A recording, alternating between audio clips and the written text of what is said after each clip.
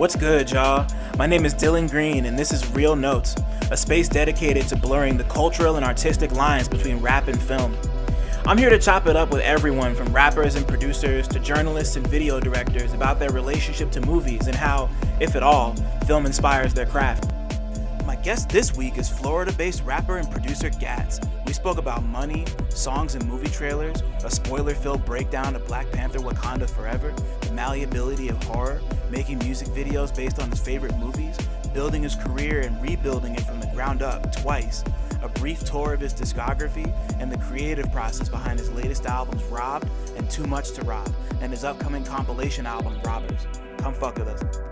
Money is definitely a tool, and I never understood that. When I was like 19 and just a newborn in the world, and Yeah. you're like, yeah, you get money and then you buy cool shit. You go and you buy video games. You go to the record store and you get whatever. It's just like, okay, this is it. And then my first day on the job, they're like, all right, yo, we gotta give you a drawer, and they open up this safe and there's like $400,000 chilling. It's a crazy visual. Have you ever seen Once Upon a Time in Mexico? Yeah, I have. All right, so there's Crazy a movie. scene, crazy movie. Uh, is that scene where Johnny Depp is like opening up that suitcase, or not suitcase, but the lunchbox, and it's like, oh yeah, it's $10,000, and then the person's like, oh, I expected it to be in a much bigger suitcase. It seems like it's a whole bunch more money. It's not. Right. It's It's really, really not. really not. So once I realized that money is a tool, like, it just skewed my whole entire viewpoint of the world and like how corporations and businesses run, and just it's wild. It's Yeah, wild. and movies play like I'm actually happy you brought this up now because like movies play such an important role in like the way we like look at money when it comes to shit like that because like right now I'm thinking about two things. Well, this isn't a movie, but I'm thinking about like near the end of Breaking Bad when Walter White has like that big ass like square of money. Mm-hmm. It's just like nothing but just like groups of bankrolls just like in a square and you like sit on it and it's just like that's a lot of money. Like it just really made me think about like like you think about like you said like what does $100,000 look like, like unless it's you're just right. It's just not as much as people think it is. It's just like it's not like the duffel bag. It's not like the duffel bag full of 20s, Exactly. like because like that's just kind of the like especially when it comes to like drug related media like Breaking Bad or Once Upon a Time in Mexico, like which is kind of skewed in that way as opposed to the Right. way you being skewed by being like this is what that actually looks like. It's more like Yeah. something like it's more like how in Pulp Fiction and Atlanta, now that I think about it, like how they do the thing where they like open the box and there's just like the gold glow and you don't Yeah. see what's in it, and It it's just just like it's up to that's your almost interpretation. more accurate, yeah, exactly, it's almost more accurate than it Yeah. would be to just be like here's this duffel bag full of like 20s. It's like that's $100,000 right there, like all Yeah. right. No. Like Money don't really look like that. And like, as I think about all the things I think leading up to when before I saw like real money, especially like depictions. So whether it was something like Scarface and the money laundering scene, or The Lookout, where Justin Gordon-Levitt's character had the two duffel bags, mhm. that they were gonna, had to go out there and bury themselves with, and all that, or Casino, or even Get Rich or Die Trying. 50 Cent pulls up with the duffel bag of Right. money. Like, it's so unwieldy to have that much money in such large quantity when there's like a much quicker way to get to it, because fifty Right. thousand dollars is like the size of his pop. Like, Yeah. like it's like that's what a $50,000 really compact at its most efficient looks like. It's small. So Right. yeah, And money's like weird. now, yeah, money's really weird. And like before we like formally get started, like now you got me thinking about um I'm assuming you've seen Dead Presidents before, right? Yeah. So like a significant portion of dead presidents revolves around them trying to rob the armored truck Right. and the detail that always gets me is that like there's like all that money's about to be taken to it's about to be taken to get burned because like Hmm. it's literally just excess money that Uncle Sam is looking to burn. Right. And then when they like blow the back off the truck and all the money's on fire, like that truck is stacked to the fucking brim with bread, you know? Right. And it's like and it's just enough to remind you that like that movie takes place in like the 70s, I think, or the 60s, either the late 60s or the early 70s because it's Vietnam. It's Vietnam. Yeah, it's late 60s, late So 60s. like like you just look at that, like armored trucks are still a thing, obviously, but like that would be a lot less full nowadays. Like Hmm. you don't need to do that because because like what if like what if like six desperate people are trying to break into an armored truck and get all the money they can, like it's I don't know. It's just like the way we depict money in movies is really, really interesting. And I never really thought about the way that it kind of skews because yeah, like I guarantee you there's so many people that be surprised, like if you're like trapping or like moving drugs, like the money's gonna look like that to an extent. Right. But like life's not the movies. I don't know. Life is not the That's all I movies. got from this. Yeah, That's yeah. all I have. And then what's crazy, last tidbit is Yeah, that please come on. you know that the actual dollar bills that they use in on set for films are bigger. So whenever Yeah. you're watching these movies and you're seeing people put down dollar bills and they're like, and you're looking at it and you're comparing it to other objects, with object relativity inside of the film, whether they're placing cash down, and you see a coffee mug or a plate or whatever the case may be, the dollar looks so much bigger. And then when you're putting these on stacks and all that, like it just feels bigger, it seems bigger. So it really does kind of play with your brain. Then when you like look and you're like, oh yeah, this is a lot smaller than I thought it was too. Like you Right. have that aspect of it as well. So Yeah, because it's all just magic tricks at the end of the day. yeah, Like pretty much every prop you see on a movie, but in a movie, but especially money is a lot bigger because it needs to show up on camera properly. right. Like and like those like movie set dollar bills might as well just be like two Uno cards or like three Uno cards like taped together type shit. Right. And yeah, it just all comes down to like it just all comes down to how that perception can just like like yeah, because you hold a regular $20 bill and then you hold a $20 bill that like I can't even think of an example of somebody holding a 20. We could just go back to 50 Cent and Get Rich or Die Trying, Right. just like that shit just looks fake to me anyway. Like at least in hindsight, because Get Rich or Die Trying is on the movie's almost 20 years old at this point. So yeah, That's no, crazy to think. right? That's fucking with my brain. Yeah, man, because the album's already 20 or it's Yeah. about to turn 20. So or maybe it's already Next 20. no, it'll be next year.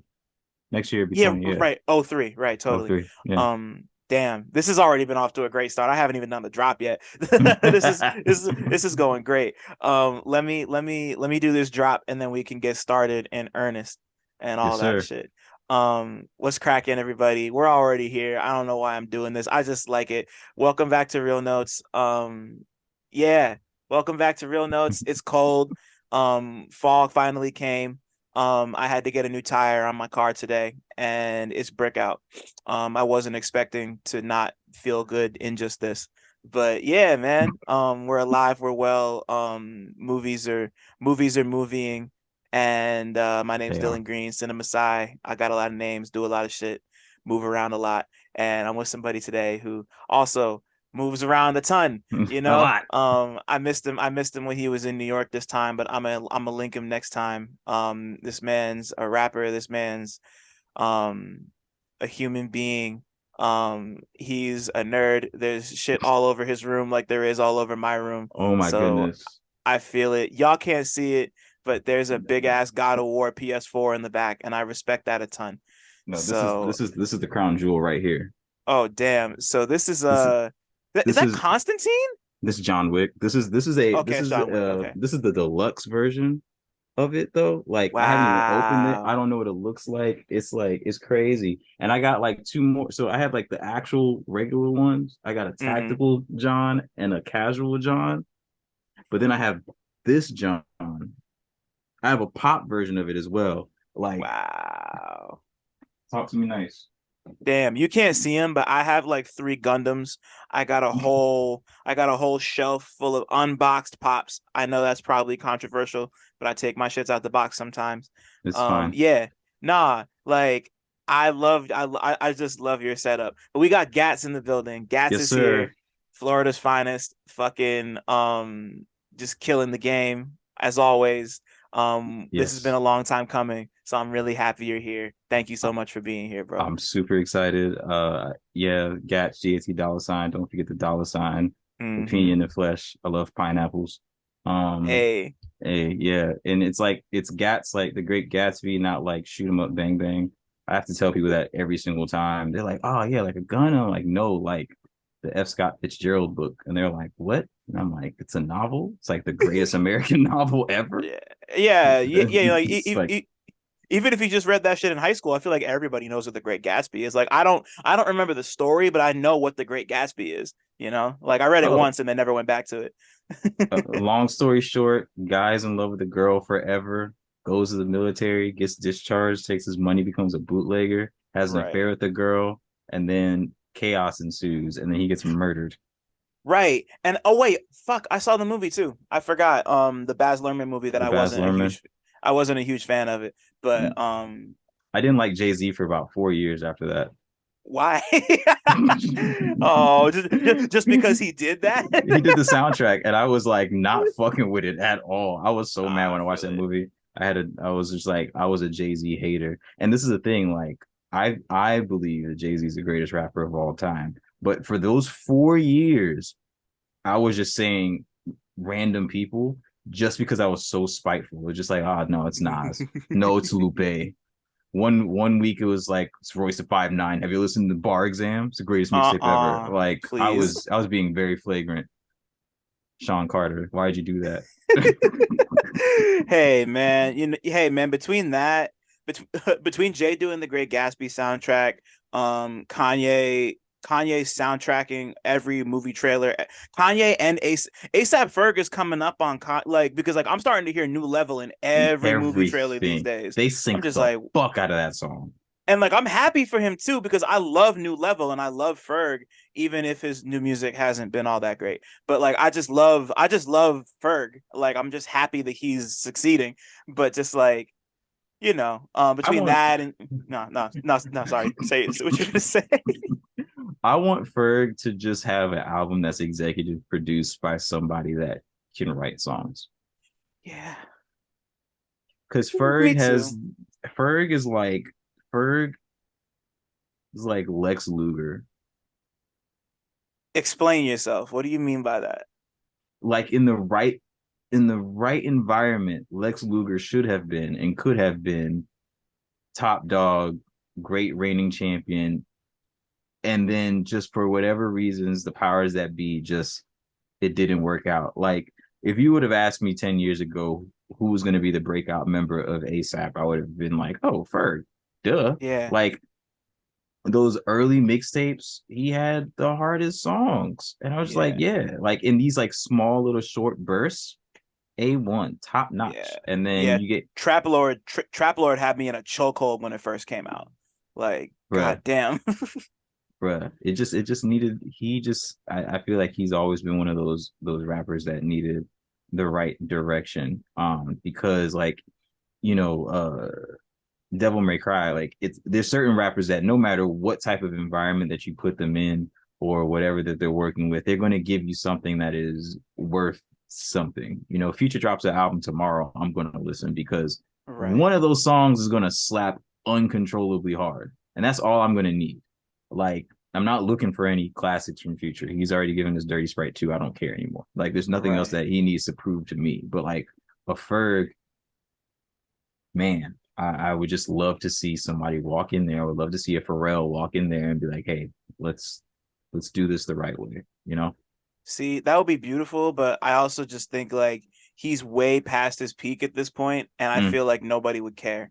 Or I mean, like people would care, but it just wouldn't be like like if he had done that, if Still Striving had been that, I mm. think that would have been the time where it would have been like, all right, Ferg is back or whatever the fuck. Because the Always Strive, Always Prosper shit was whatever. I really love the cover. Like he just made himself look like Brian McKnight for some reason. And I don't know why. It just made me smile. He's always had a But great eye. He's always had a yeah, great eye. truly, Yeah, yeah, like I like I forget all the time that like his father designed the Bad Boy logo. So right. like of course he's got a good eye. But like I just and it's interesting to me that you compared him to Lex Luger cuz like did Luger rap or did he just make beats? I was Did talking Lex about the Luger rap? wrestler. I was talking about the wrestler. Oh, But my fault. no, Okay, you're you're good. right. No, you're fine. But if we You're want to get right. it, if we want to get into it, that the producer side of Lex Luger, like that's also one of those situations where it's like, damn, he didn't really get the looks that he should have. And I think a lot of people typecast Lex Luger for the Lex Luger style beats, and because of that, his career didn't go where it should have been because he produced that one joint off of Habits and Contradictions. It was real smooth. I can't think of I the, can't remember the name, but I know but you know exactly what what you're you mean. talking about, and it doesn't sound Yeah, like a yeah, Lex Luger yeah. beat, and it is incredible. Um, I would have loved to have seen Lex Luger really be like a premier producer because he could have been a super producer for sure. I just think that the that nigga Lex Luger beats were just too strong to overcome. Man, yeah, I mean, like all that shit was so iconic, and just like between him and like Jaleel Beats is someone I really miss a lot. Like Jaleel Beats was just everywhere in like the late 2000s and the early to mid 2010s. Like fucking he produced Hot Nigga, bro. Like he produced Bobby Shmurda's song, like Yeah, Jaleel Beats is a legend off of that alone, but just like he's produced for so many other people, and I love the tag. I love his style, I love his sauce. None of his shit sounds the same, but like it all kind of has that same like energy to it. And like, right, right. like Lex Luger is someone who's the same, but like like he just kind of made something that was so he just had a sound that was so dominant, like the work that like the work that Lex Luger did with everybody, like especially Waka, like Mm-hmm. like how do you top that? It's Like hard. like it's just like you do something that you don't think is gonna have the impact it does, and then like That's all people want from you at that point. It's like, yeah, are we ever that's going to rough. hear a beat that sounds like?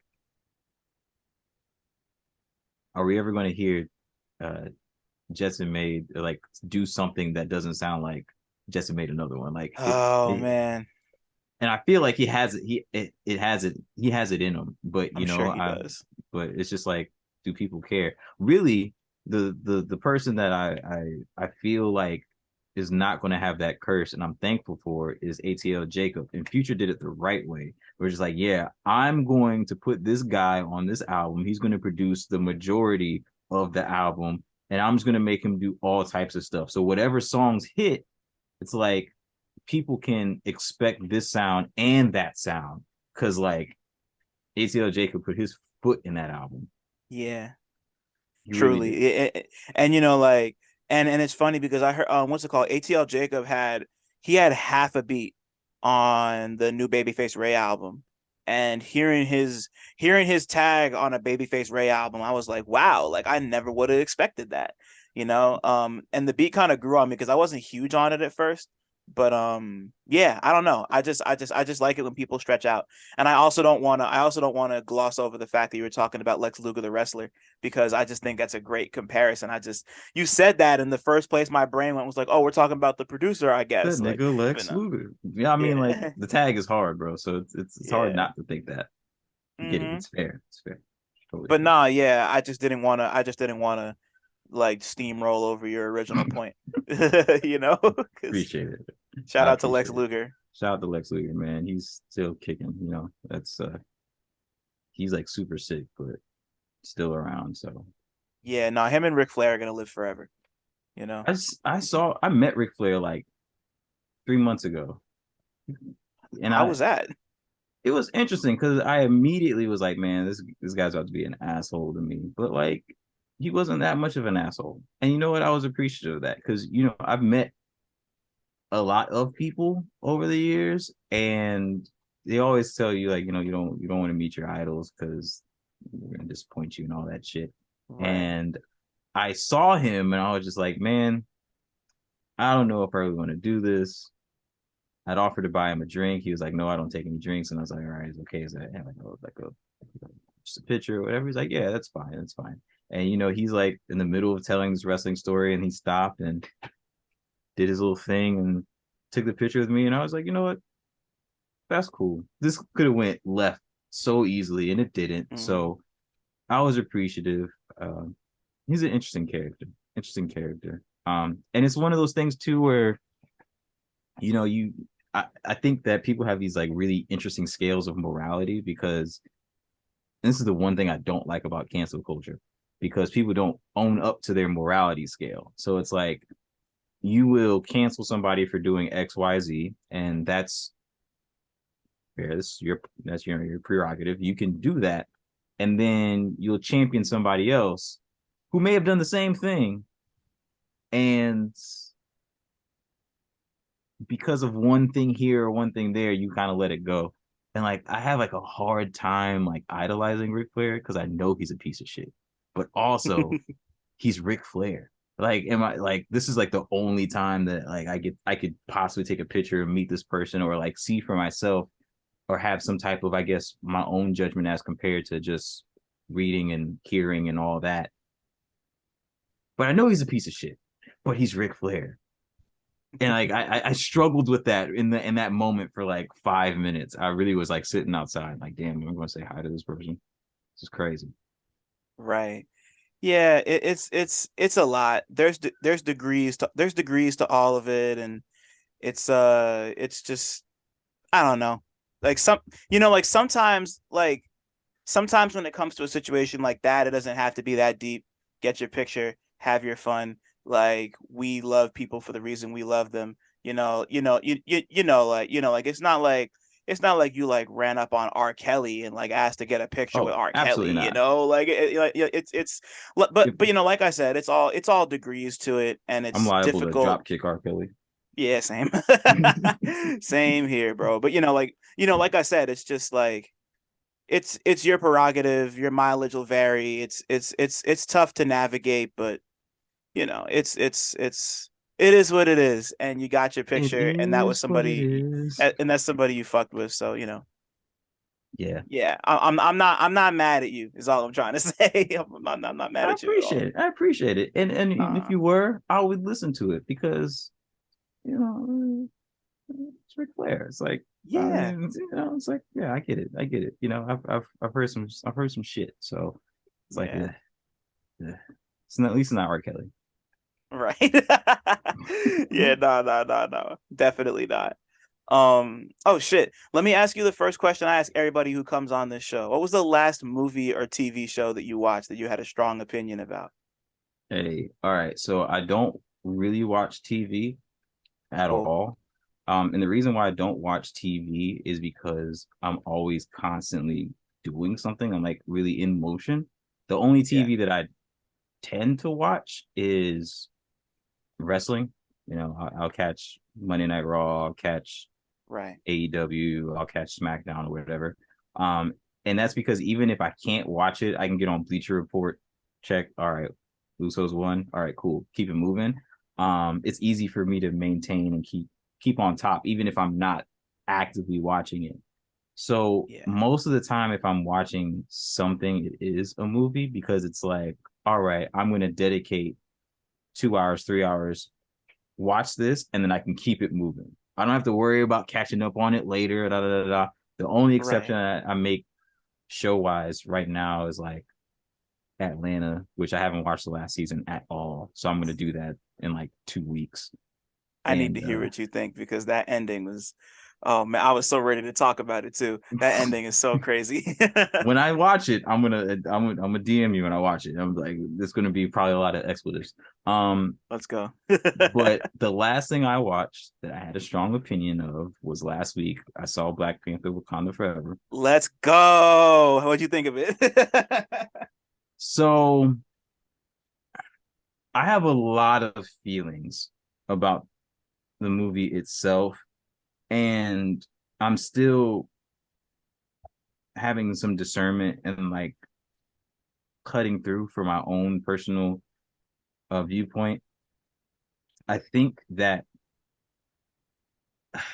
Marvel films, the MCU specifically, they either have really great sequels or really terrible sequels. There's not really a good in between. They just kind of function that way. And I had reservations about the film going into the film. I think anybody would, especially considering how good and well received Black Panther 1 was. Yeah, it was And like then a whole cultural phenomenon, Like exactly, it was a shift. It brought a weird legitimacy to comic book films that I felt was solely pushed by Black America. Because before Black Panther, there were a grip of movies that were based off of comic books or graphic novels that I felt were superior films, films that should have been in the echelon or should have been considered for, awards and things of that nature. Namely, the two that I always fall back on: Dark Knight, obviously, and A mhm. History of Violence. Those History of Violence is based off a graphic novel, and It is. a lot of I'm people don't happy. pick up on that. I'm happy you know that. Yeah, I'm happy you know that. Those two, I just feel like really showed what can be translated onto screen. So when Black Panther came out and it ended up getting nominated and things of that nature, it's like that's cool because Black Panther is a really good movie, but it's no History of Violence. It's no Dark Knight. Like I feel like the cultural impact that it had made people have to take a stronger attention to comic book films. So going into this movie, I was like, man, there's so much that's on the line, and there's so many pitfalls that they could have, and then you obviously have to navigate the Chadwick tragedy. There's just so much. hmm Um, I think that they did a good job. I feel like the movie was a little unwieldy at times. A little 'Cause bit. just a little bit. And I wish, in my own selfish nature, that maybe it wasn't so much of a comic book movie. I would have liked more leaning into the drama because I feel like all the dramatic beats were the best portions of the film. Like obviously, but like head and shoulders above the action sequences, above the comedy, like the actual character arcs. The thing that stands out for me, the moment that like broke me in the film was spoilers, Yeah. This is obviously. good. This is coming. This is gonna come out like in like not even. It's gonna come out in like 3 weeks. So Oh, yeah, all right, yeah. yeah, Y'all do your shit. deserve this. Yeah, it's this is your fault. Queen Ramonda and Okoye, when Okoye had lost Shuri, and then like she's like, I given up everything, and she was like, you given up everything, bitch.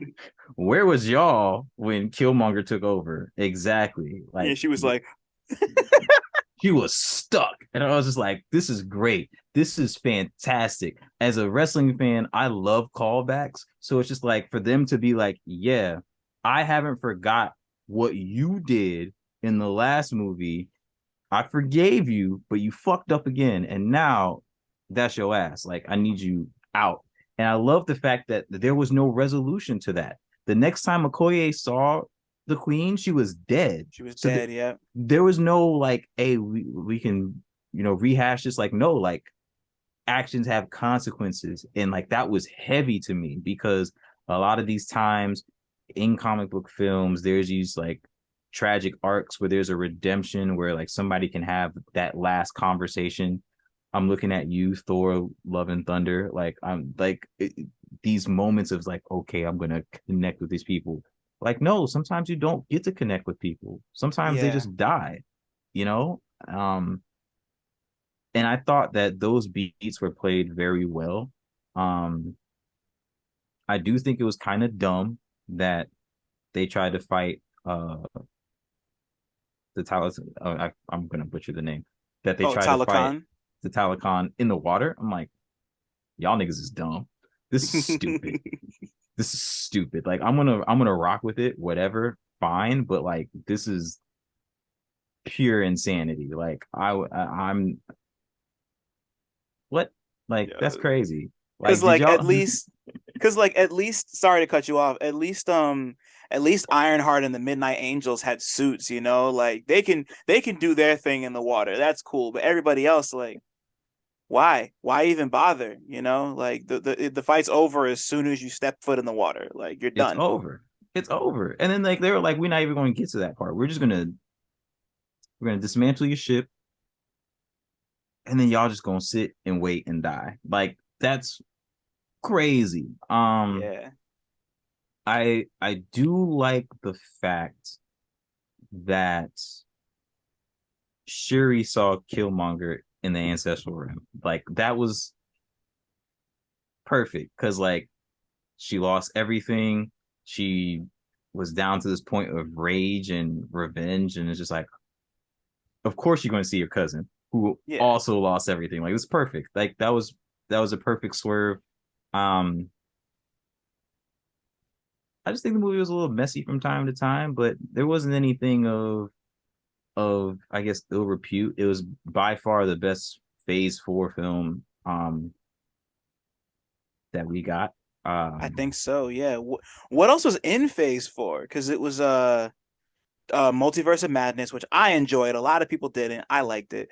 I enjoyed Not Multiverse of Madness. yeah, not as much as this, but like I still really enjoyed it. Yeah. What I can't think of what else, but no, I Yeah, I enjoyed Multiverse of Madness. I liked the horror elements. I wish that they would have leaned more into that. I wish we got more horror because yeah, me too. when that shit was kicking off, I was like the Wanda sequence where she murders the Illuminati is probably like a top 10 moment for me in like all MCU movies. Like that Yeah. was just fantastic. But it had its quirks and it's whatever. I can see how it would miss with some people. Love and Thunder I wasn't a big fan of. It was serviceable. Yeah. I like it. I like Love and Thunder less the more I think about it. I only saw it once, but And that's I how like I it. feel. I like it less. It's still good. I just like it less than I did than I did the first time. Yeah, it was crazy because like I left the theater and I was like, oh, that was fun. And then I would talk to people about it and I was like, oh, that was stupid. And I would talk a little bit more and I'm like, did I really like this movie or have I like gaslit myself into liking this movie because I want to say that I like it? I want to watch it again because I saw because I seen Wakanda Forever twice because the first time I saw it I screened it because I reviewed the soundtrack for Mm, Pitchfork and I saw took my that. dad. Yeah, thank you. I took my dad and my sister to see it the second time because they were both really excited about it. And like the second time I saw Black Panther I was like, yeah, this is like it's not as good as the first one because that was never gonna happen because it's the first. I don't know. Like the first Black Panther to me is the best MCU movie that isn't the first Guardians. Those are my two favorites. Those have always been my two favorites. But I think like considering everything that they needed, like you said, it's just so much that you gotta, like even forgetting Chadwick passing away, like there's just so much ground to cover and they Yeah, made and they made Wakanda Forever like an ensemble piece in a way that the first one kind of wasn't right. cuz like you think about it, Shuri's kind of the main focus because she kind of has like the main arc in a sense, but like the movie is as much about Ramonda until she dies as it is about Shuri. It's as much Hmm. about Riri as it is about Shuri. It's as much even about Okoye as it is about Shuri, you And know? Namor, like Namor was a And Namor, yeah. heavy presence. Namor was a heavy presence, and it's like I love the fact one criticism that I think a lot of people launched at Killmonger was the fact that people were like, okay, he's a sympathetic villain, and he's doing heinous shit from like Jump Street, right? Right. Whereas what Ryan did with Namor was so much more clever because he gave you somebody that was charismatic and slightly threatening and good looking and soft spoken and well spoken and all these you when you went to the flashback sequence, you could saw that he was capable of violence. Obviously, when he took out the helicopter at the beginning of the beginning of his arc, he's Mm-hmm. capable of violence, but you never really see him do something that is heinous. He doesn't do anything that makes you go, He doesn't huh. smoke his girlfriend like a Exactly. Killmonger did, you know? Like, Killmonger did that shit in the first 40 minutes. Like it wasn't yeah, even like an hour where and then when he doesn't get his way, and where he's like, okay, and then he was duped. He was like, okay, bet, and then proceeds to just wreck shit. And it's just like it always kind of feels like he has a point, just as much as the Wakandans have a point. And I think that right. was really well played, because there isn't a lot of villains that get that depth. Even somebody like Thanos in the MCU, like you're seeing all these problems fall out after everything that happened with Infinity War and Endgame. But there's a lot of Yeah. like, oh man, like what if Thanos was right type situations that have occurred after the fact that kind of give his still heinous idea credence. But he didn't really have that leading up to it. He just so happened to pull it off, you know? Yeah. Um, Namor was such a well written and well thought out character for sure. Right. Even though my like I love all of that about him, especially considering that he's kind of like an evolution of what happened with Killmonger, like you were saying. And like the one thing that got me is like he's mad at T'Challa for making it hot for Talokan Right, because now the whole world is looking for vibranium, right? Like I right. get that and I understand why he feels that way, but they didn't know you existed, bro. Like T'Challa had no idea Talokan existed. No, Wakanda, like Ramonda said it herself. They did. They're still grappling with the fact that other people who aren't Wakanda have vibranium. So like I understand why you're mad at them because like you need to protect your people, but like you can't be that mad at them. Like like it's not like they knew and they were like, oh well, you're just gonna have to deal with it. But like but they still did a really great job of making him um very sympathetic. And also the reason that he is so sympathetic, I forget who, somebody was talking about it on Twitter, but I was thinking about it myself while watching it, was like the CIA and the US government in the first movie was made to look a little more sympathetic and even kind of heroic in a lot of contexts. Like just Mm-hmm. considering what Ross, Martin Freeman's character, was doing and how he helped and kind of helped save the day in the way. I think they took those criticisms to heart because Ross kind of, he doesn't like officially defect, but like he's the person that we know we can trust in that camp, and he immediately turns his back on the CIA in order to help the Wakandans figure out what the government's going to do with them. And it's like, and like you look at the scene at the UN with them being like, "Oh, y'all are being selfish. We want your vibranium," and like the language that they're using, and just like like we want vibranium, like, oh, like y'all have it and we don't. And then Ramonda brings in all the people who tried to steal it, and she's like, "This is what happens if we give y'all vibranium." And then later on, when Ross and DeFontaine, Julia Louis Dreyfus, they're talking to the government. What was the word they used? Destabilize. They want to Yeah, they destabilize destabilize. Wakanda. Like so like at that point, Ross is already off on his own, more or less. Like he's still a Yeah. part of the thing, but he's like off on his own. So like we understand that he's like not really with them in this regard. And it's just like because because they put that emphasis on how the government wants to once again destabilize Wakanda, like that paints them in a much starker and more villainous light, and obvious, and like to me that makes them like the real villains of the movie, as opposed to Absolutely. like like Namor showing up and seeing his people get enslaved and being like, all right, fuck the surface world. Like we can all relate to that. Like that Right. shit sucks. But seeing the CIA acting the way they act just emphasizes that even more. And it shows that even though like within the direct confines of the plot, like he's a threat and we don't want Wakanda to go away, but like it just it just shows that him and his mentality are more a symptom of what the government's done and what all these people have done throughout history, of course. Yeah. And like that makes it and like that makes it hit even more than it would otherwise. Yeah. Like it's not just like, hey, I'm a zealot who wants to destroy the world. It's like, hey, I'm a zealot who wants to destroy the world because my people are gonna die.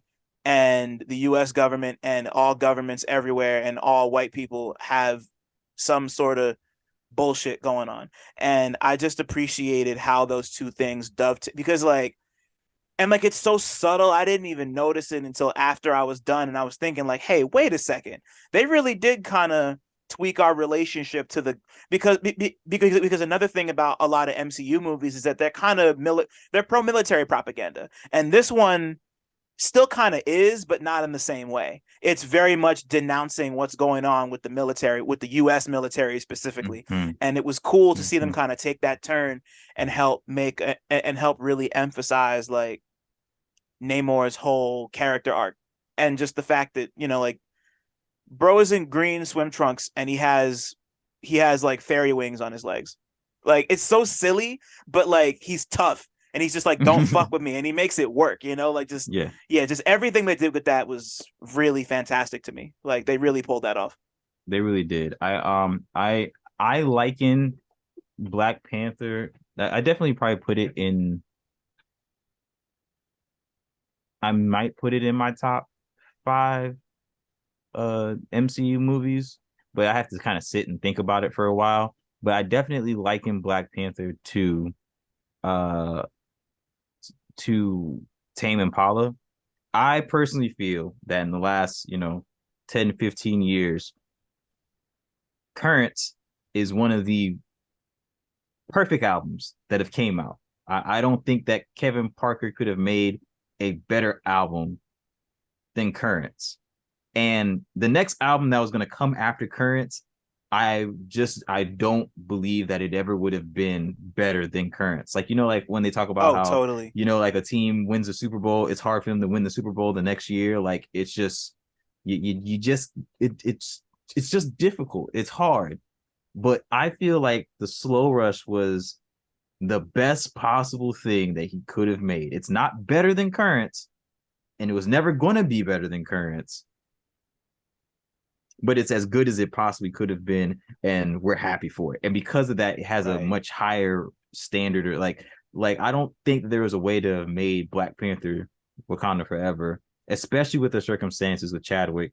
I don't think there was a way to have made a better film than what we got, and I'm thankful for it. Like Coogler has a damn near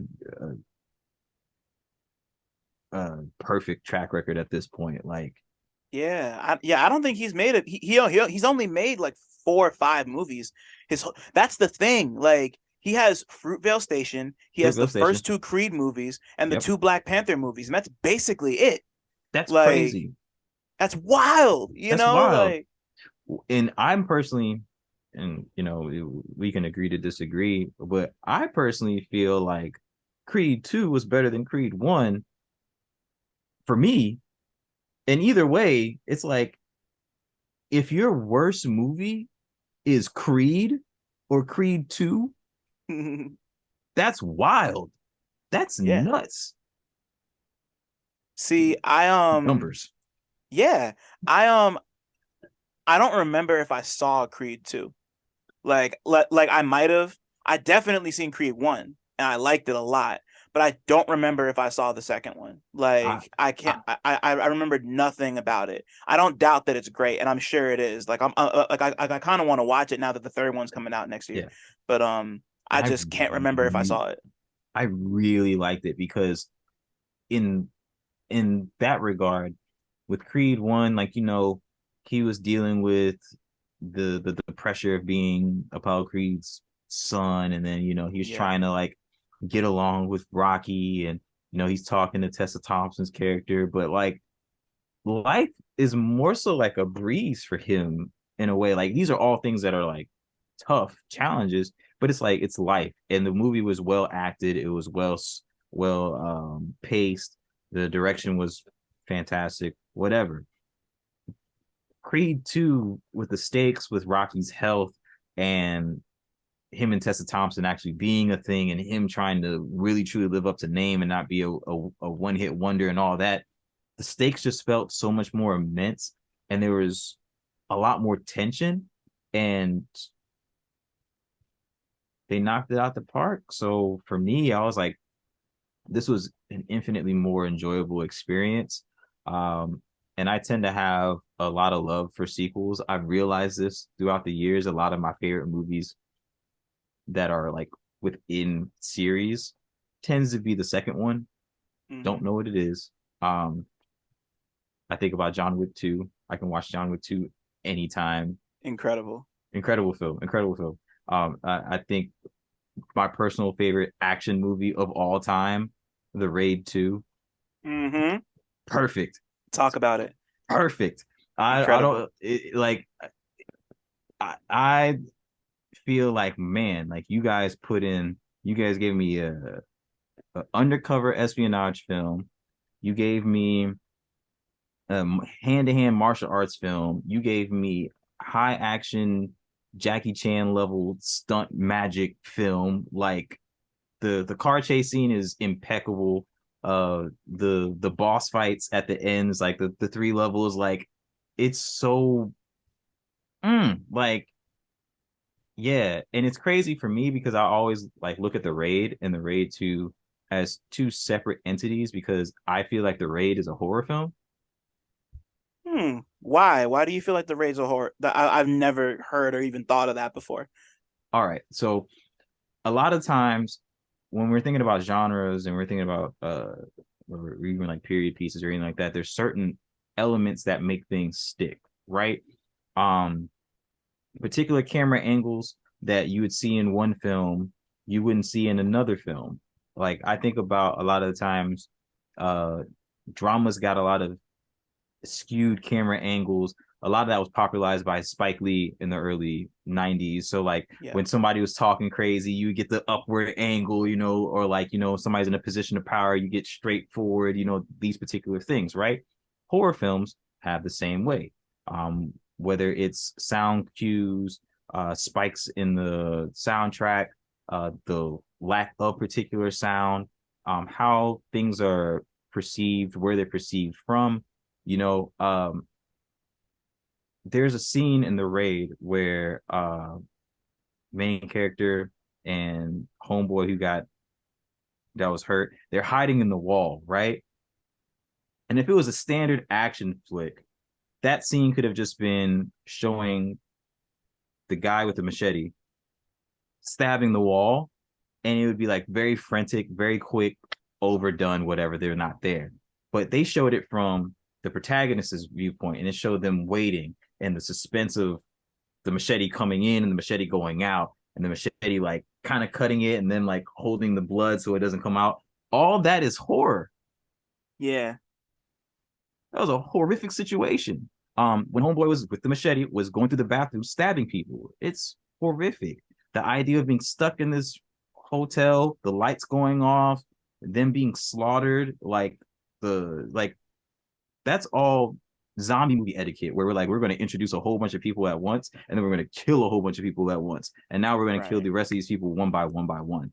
Like that's something that you would see in 28 Days Later or Land of the Dead or whatever the case may be. There's so many horror beats in that film, and granted, with the drama of the brothers finding each other and the fight scenes and all that. It's still an action film, but I definitely feel like Gareth took a lot of horror inspiration and splashed it in the movie. If you ask him like Right. what's his favorite movies, I'm sure he's gonna say like The Fucking Thing or something like that. Yeah, The You know? Thing, Halloween. I wouldn't even be surprised if 28 Days Later showed up in there. And just like you could just even take that like just the way that he put that movie together and just like seeing the way they would shoot scenes and like how they got their shots. Like I can't think of anybody who gets like that in depth of the movie like that. And I saw he made something close to a horror movie. I just watched it like a month ago for Halloween. Oh, why can't I remember what it's called? Hang on. I got it. I got it on my letterbox. Hang on. I'll find it. But yeah, but like Gareth Evans has made a horror movie before. So Hmm. it wouldn't surprise me if he pulled more from horror just like in general than it's called Apostle. It's from 2018. Hmm. I can't remember exactly who's in it right now, but like he made a horror movie that's not like there's like action beats in it, but it's very much like a period piece, like slow burning type of horror movie.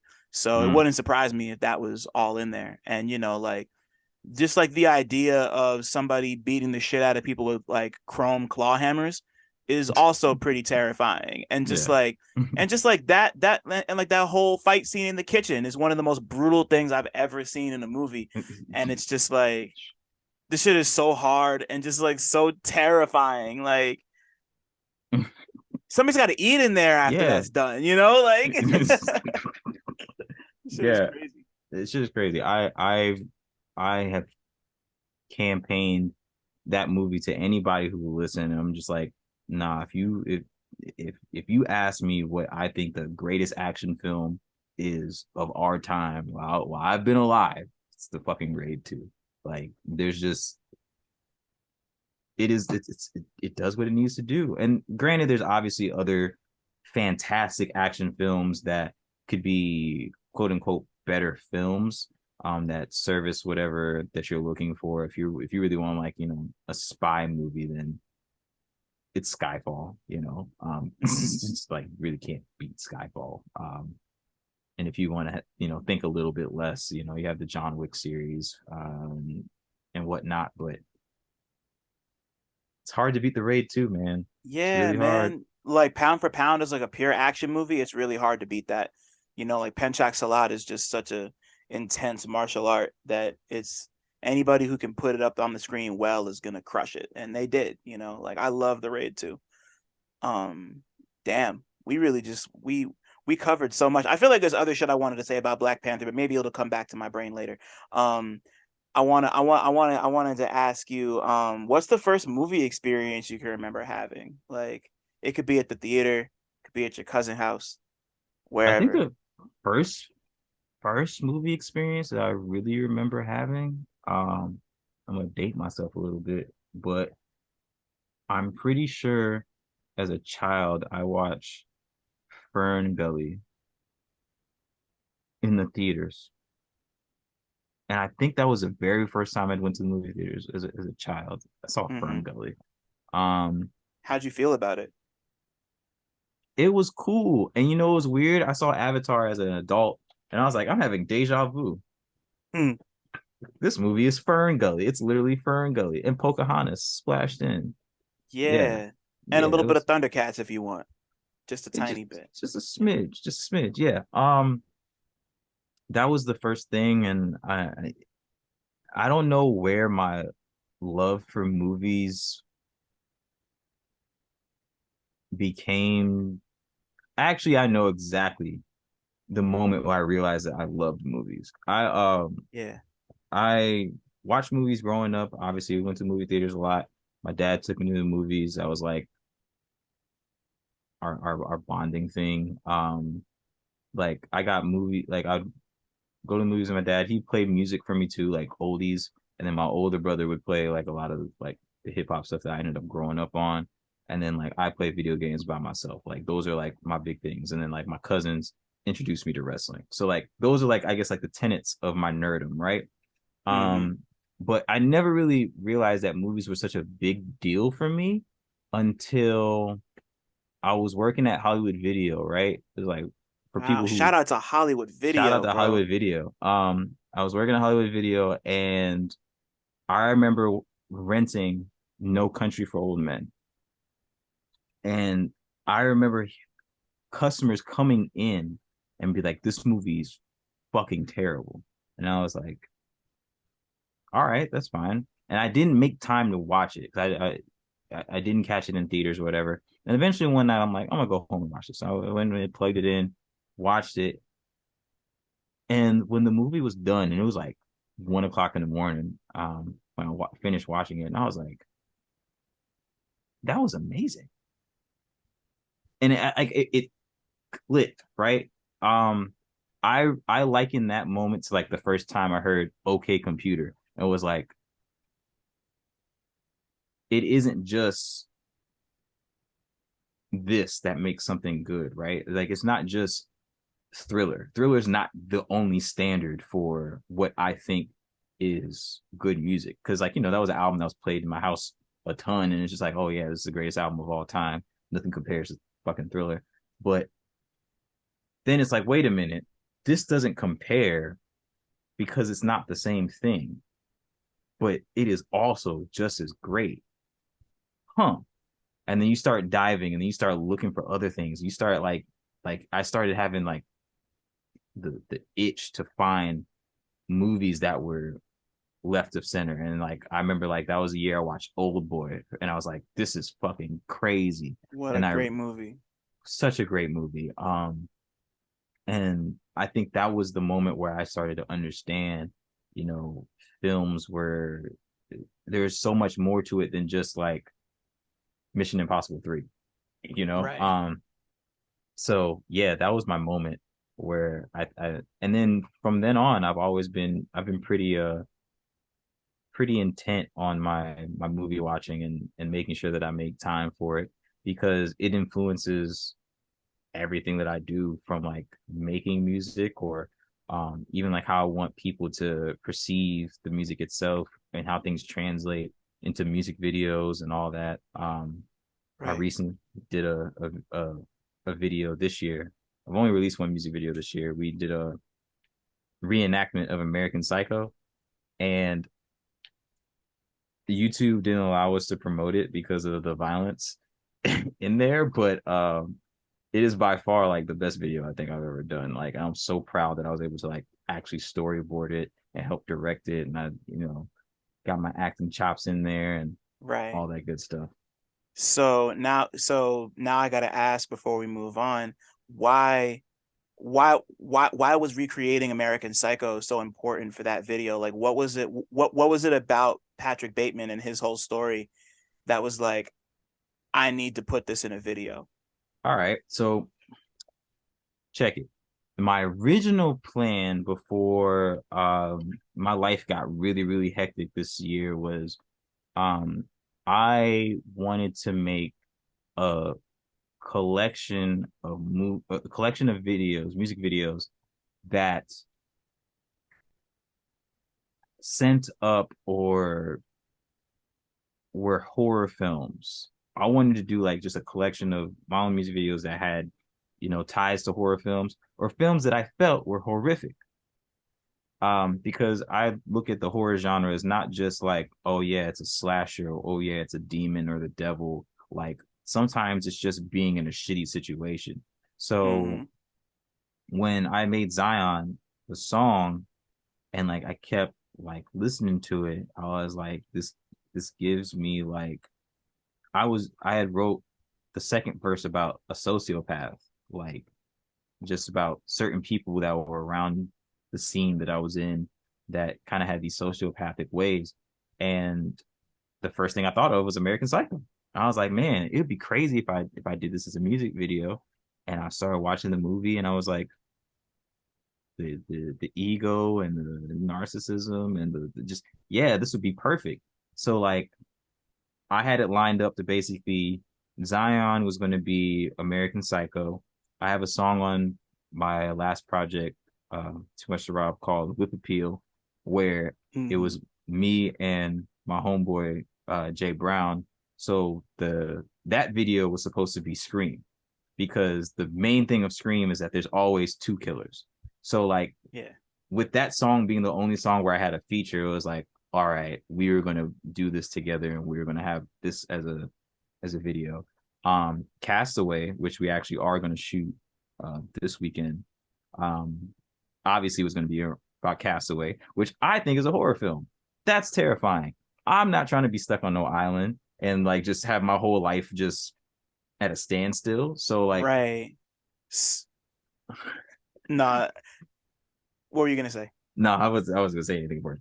No, I was gonna keep rambling. Um, I'm not I'm interested because like between you saying that you feel like between between you saying that you feel like The First Raid is a horror film and that Castaway is a horror film, like do you feel like, I mean, like outside of like the technical aspects you were talking about with like shot composition and like placement and all Yeah. that stuff, like do you feel do you feel like do you feel like horror just kind of translates in a, does a does a movie taking place in an uncomfortable or awkward or tense situation automatically make something a horror film for you? Like, is that just kind of how that works? I think sometimes people think about intent, and because you think about the intent of something, it skews the perspective of said thing, right? But that doesn't mean that it can't be something else as well. Like Right. Definitely. there's only two true uh genres. You either have a comedy or you have a tragedy, right? This is one or the other. Like it's supposed to have something that's uplifting, or you're supposed to have something that is downward spiral, right? Okay. So yeah, you might have this thing that is a movie, and let's say it's a comedy, right? Just because it's a comedy doesn't mean that it's not also a horror film. Like it can be both. All right, imagine this, right? Are you like imagine you're watching a movie, right? And in the movie, there's a woman who is married and they get divorced. They don't think that the husband is worth their salt. This person could possibly be abusive. This person could possibly be mentally ill. She divorces, she moves, she takes the kids, boop, boop, boop, boop, boop. They move away, right? Okay. The husband doesn't like that. The husband's like, no, I need to be by my children. I need to be in their life. I need to figure out a way to get back into their life. She says, I'm mentally ill. I'm not mentally ill. This person dresses up, assumes a new identity, and finds a way to be the children's babysitter and is watching the children unbeknownst to the wife. I already know where you're going with this. You're funny. Is that not terrifying? Yeah, you're right. You're right. So, I mean, if nobody else picked up, well, no, I want you to say what you're describing it because I know, but you tell me what movie you're talking about right It's now. Mrs. Doubtfire. Yeah, It's there you go. Mrs. Doubtfire. If you took if you took all of the sound cues of Mrs. Doubtfire and removed them Oh my and put God, in son. like horror strings, that movie would be terrifying.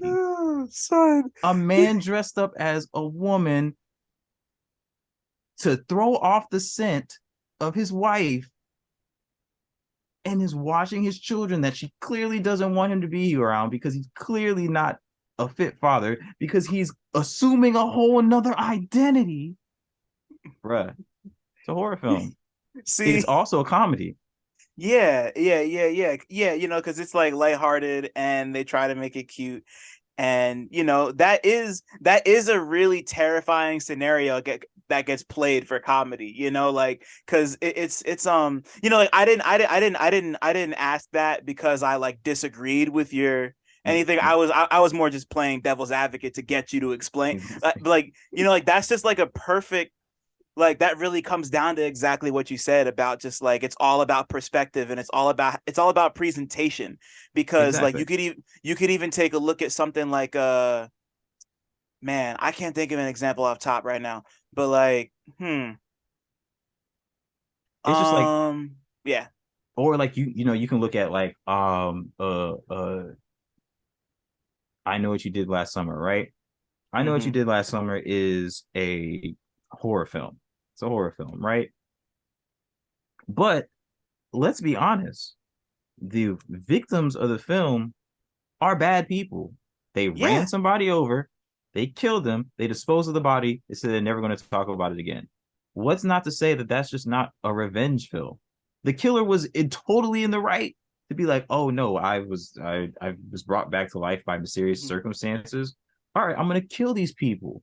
Like yeah, there there's no and we play up the I guess the sympathy bit for these people because they give us 15 minutes to latch on to these characters. These are the characters that we show, but is mm-hmm, if you were to give me 15 minutes before that of backstory of this guy who's a fisherman, who's a great family man taking care of his kids, da da da da da, this, that, and the third. He goes out to work. He's coming home late from work one night and gets ran over. Like, then it's just like, oh no, we're gonna cheer for the killer because he was brought back to life.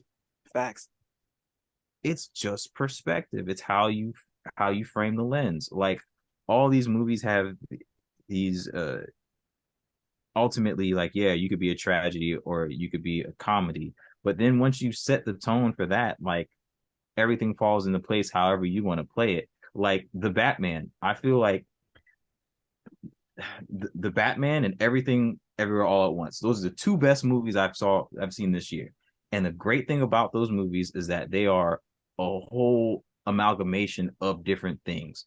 Literally, the first hour of the Batman is a horror film. You have this Mm-hmm. man stalking, murdering, kidnapping people. It's so tense. I was just about to say all this. I'm happy you're doing it. And Yeah. then the second hour of the film is Batman getting into his bag. It's a detective film. It's a mystery. Who is this person? Why are they doing these things? How can we make them stop? Oh shit, my daddy's a part of this. Wow, that's crazy. And then you go into an hour of pure adrenaline action. And then on top of that, it shows because like it's year two Batman, so he's like still Right. inexperienced. He doesn't 100% know what he's doing. He's just now coming to term. He's just now coming to grips with the fact that he like benefits from white privilege. Like they like straight up tell him like you benefit from white privilege, Batman. Like it couldn't be more direct. And like the whole like the craziest part of the movie to me is like of course the famous part from the trailers when he beats dude up and he says I'm vengeance, right? Then at the end when the Riddler army is attacking what's basically Madison Square Garden. Fun Right. fact, I saw that movie around the corner from Madison Square Garden, so when the garden gets flooded, I'm like shit. I'm like 200 feet away from Madison Square Garden. But because it's like an AMC there, it's it's Yeah. it's crazy. But yeah, so like remember, Batman's fighting all of them, and the cops manage to get a hold of one of the guys, and they ask him who he is. He Yeah. looks up at Batman and says, "I'm vengeance," and that's just like I think he has a. I really wish the movie would have sat more with that because like it shows it, but like Batman, but like in under any other circumstances, he might have been like, "Oh, I did all this wrong. I shouldn't be Batman anymore. Like, look at what it's doing to people. Like, I'm Right. inspiring people to do the wrong shit." I'm getting away from your point though. I'm No, no, getting away no, from it's your fine. point. No, like I love the analysis because I don't get to talk about yeah, I don't get to talk about the brilliance of the Batman with people on a regular basis. Like y'all don't understand. This is coming from Matt Reeves, who gave us the greatest trilogy of all time. Like the Ape Saga he gave us is flawless. Like He I did don't. he did all three of those. Uh-huh. I thought did I didn't thought didn't somebody didn't somebody else do Rise or what was the first one? I feel like he did all three. I could be wrong. Because he definitely did the last two, but I don't remember if he did the first one. He might have done the first one, but yeah, those three Apes movies, yeah, Rise, Dawn, and what was the third one called? It was Oh Rise, yeah, Dawn, and he only gave us he only gave us the last two. So who? I stand corrected. Let's see who did the first one though, Yeah, I don't because the first remember. one Rise was done by Rupert Wyatt. Right. Okay. I don't remember what else he's done. Wow. Yeah, he hasn't done a lot, but he doesn't miss because he did The Gambler and he did The Escapist.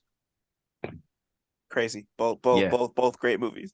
But Matt Reeves don't miss. That's the T. Matt Reeves just doesn't Right. miss. So it's just like, nah, bro. Like all these things operate within a 3 hour runtime, or like with Everything Everywhere All at Once. It's like you have a sci-fi film, you have a family drama, you have the the two like intertwining love stories um of Joy and her girlfriend and what it means in their family, along with what Michelle's going through, and like all these lifetimes of where like the love worked, the love didn't work. Like there's so much. It's so much more than just okay. This is a drama. Um, Right. I think about probably the best movie I think I've ever seen in my life, Parasite. Like What that was that was such a sucker punch of just whoa. Like I didn't realize that we could go from like black comedy to like social commentary to straight up horror in the last 15 minutes. Like yeah. nuts. What an incredible fucking movie, bro. Like that movie is so good. I saw it and I thought to myself, like, either people are really gonna latch on, and I don't mean people like us who are like really tapped in. I mean like casual viewers. I was like, I think like if people give this a chance and get past the fact that it's not in English, like people are really gonna love this movie. I showed it to my partner who's like, I mean, like my partner likes all different kinds of movies, but she kind of sometimes isn't always in the mood to read subtitles. A lot of people aren't, Right. it is what it is. But like I was like, no, you're watching Parasite. I promise you you're gonna love this. We made it about 45 minutes in and we're just like, wow, like this is incredible. Like and just like people I know who would never give something like this the time of day are watching it and are just Yeah. like, this is amazing. Like I can't remember the last time a movie got such awards buzz and won best picture that everybody saw and everybody loved. Like it Yeah. really and it's because of that blend of genres you're talking about. Like it Yeah. really just like Park Chan-wook is just such like he's been firing on all cylinders for like 15 years, bro. The Right. Monster is one of my favorite or excuse me, The Host is The one of my host. Yeah. favorite movies ever made. Like this shit Yeah. is immaculate. So like to see him kind of get to that point where he made something that's so confident and so well put to, like there's nothing wrong with Parasite. Like No. it might be flawless. And like I It don't say that about everything. It's fucking flawless, yeah, you no, know. as far as like, because my favorite movie of all time is Get Out. I wrote about it in college. I watched it a million times over. Like Fantastic movie. yeah, fantastic movie. Like I think about like my creature comfort films that I really enjoy. Uh, I would say like Get Out, Black Swan, Yeah. Annihilation.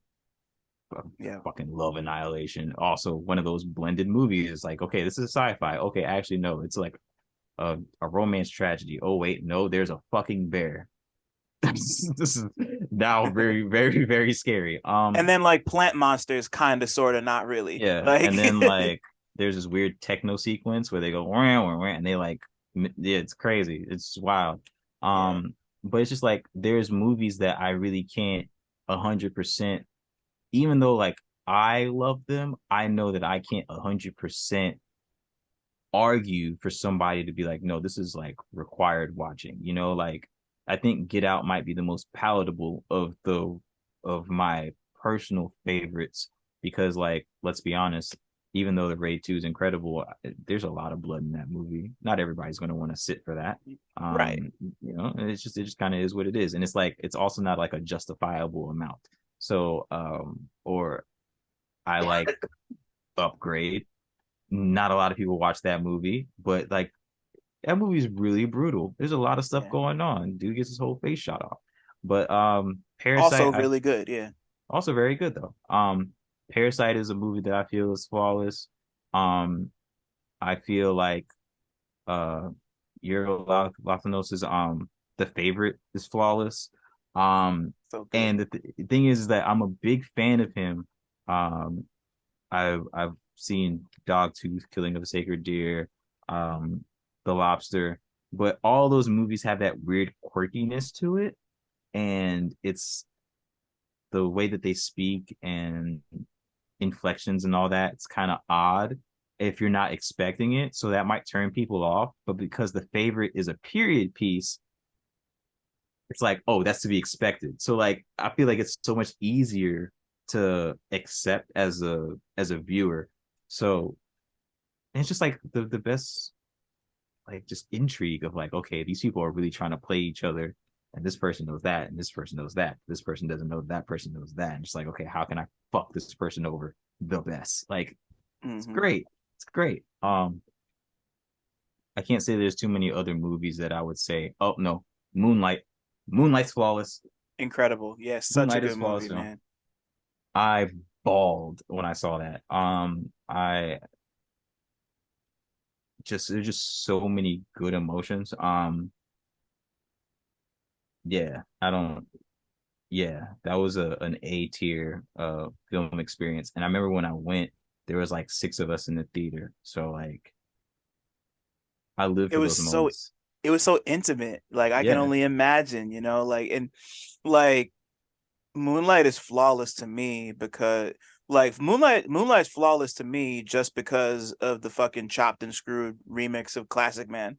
Like that like that makes it flawless alone, but just like the obviously like the story, the acting, just like the parallels between characters, just the really beautifully sketched out and very tragic love story. Just like Yeah. I don't know, man. Like I just that shit really touched my heart in so many ways. Like that's Yeah. one that I'll never forget where I was the first time I saw that. Like it Yeah, was man. really special. Shout out to A24, man. Like, I need them to like give me a deal so I can shoot a movie. I have an idea that's so fantastic that I will not be saying on stream, but Right. but it's just like, holla at me. I'll write the whole screenplay. Um You I gotta sign up for their fan club. You gotta do that. The little like I, the yeah, the little like $5 a month shit. I keep on meaning to do that. I gotta do that. I gotta do that. I've seen quite a bit. I have my own personal favorites, which are always kind of weird, especially like, like sometimes you'll talk to A24 fans and you'll be like, oh yeah, like, like, have you seen The Witch? And you're like, of course I've seen The Witch. Have you seen Free Hmm. Fire? And they're like, what? Like, this movie is great. Like, it's just fantastic. It's not even a who done it. It's like a why'd you do that for like an hour and 30 minutes? It's fantastic. Right. Which goes back to Black Panther, which has the whole, like what where where you're like what's it called? How isn't as And important as important as why, why. That was the Like hardest line. And it's yeah. stuck with me. And it's like, you watch movies and you have characters who it really doesn't matter how something is done. It's just like, why did you do that? And yeah, like, it all depends because like sometimes the how is more, if not important, then at least interesting than the why. But that's what makes a good movie, like when you can really either like when you can really get someone to fully tap in with the universe that you're trying to build, or like throw someone off to the point that them realizing what's going on makes it hit different, like that's great filmmaking to me. That's always what's been great filmmaking to me. And that can mean anything, like that can mean like linear narratives, unreliable narrator type shit. It could just mean like any sort of thing, like that's a big reason.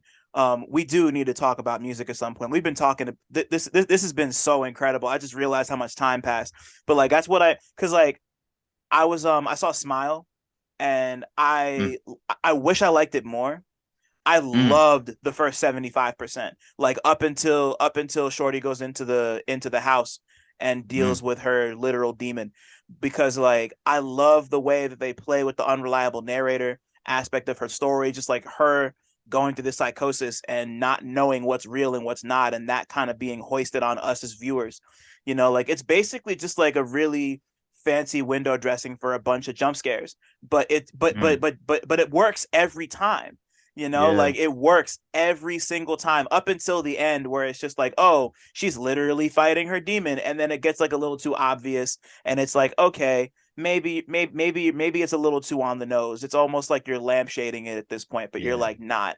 But like the first 75% of that movie is so great to me because because it's really easy to buy into the world that they're creating. Like right, I got so caught up in the visions that I didn't realize there were visions until I was supposed to. right, And right. because and you're like it's hard to get me on that type of shit. And it got me and I was like, it's like I can't front. Like you got me, like so you did a good job. This is You the did thing what you though. needed to do. Like, This is the thing. I've always kind of sat with the idea of, and it's not always the case. There are certain movies that work without this. One that I would bring to the topic as far as horror is concerned is like Alien or Jaws, where like these movies had classical endings where the protagonist triumphs over the evil, the xenomorph or Jaws itself. But a lot of the times with horror films, in my personal viewpoint, not that it doesn't matter, but the movie really depends on the ending. And for like pure horror films, I truly feel that. Like sometimes you can watch like a comic book movie and the ending might not necessarily stick the landing. Like, let's be honest, The Dark Knight doesn't really have a good ending. Like not Harvey Dent, really. it's not really a good ending. But the movie itself is so tremendous that a lot of people, including myself, overlook it. Matter of fact, if we're really looking at the Dark Knight trilogy, none of those movies have great endings. And 2 out of 3 of them are kind of overrated. I'm just gonna put that out there.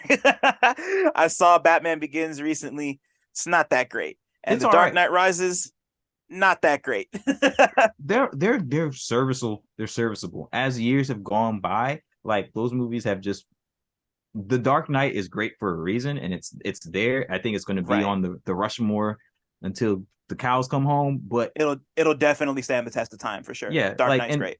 and Nolan does that every 3 movies, so it's fine. Like it totally makes sense. It's like it's just like okay, I'm going to give you guys some movies that are really good technically, but they're not the greatest. All right, Dark Knight, here you go. All right, Inception, here you go. Okay, now I'm going back to just chilling for a little bit.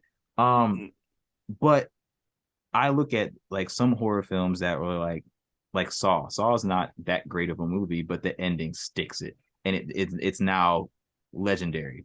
I look at Upgrade. I really liked Upgrade, but the best thing about that movie is the ending, where it's just like, oh shit, like they really did that. You wrote yourself into a corner, and then the corner was never there. Like that's fantastic.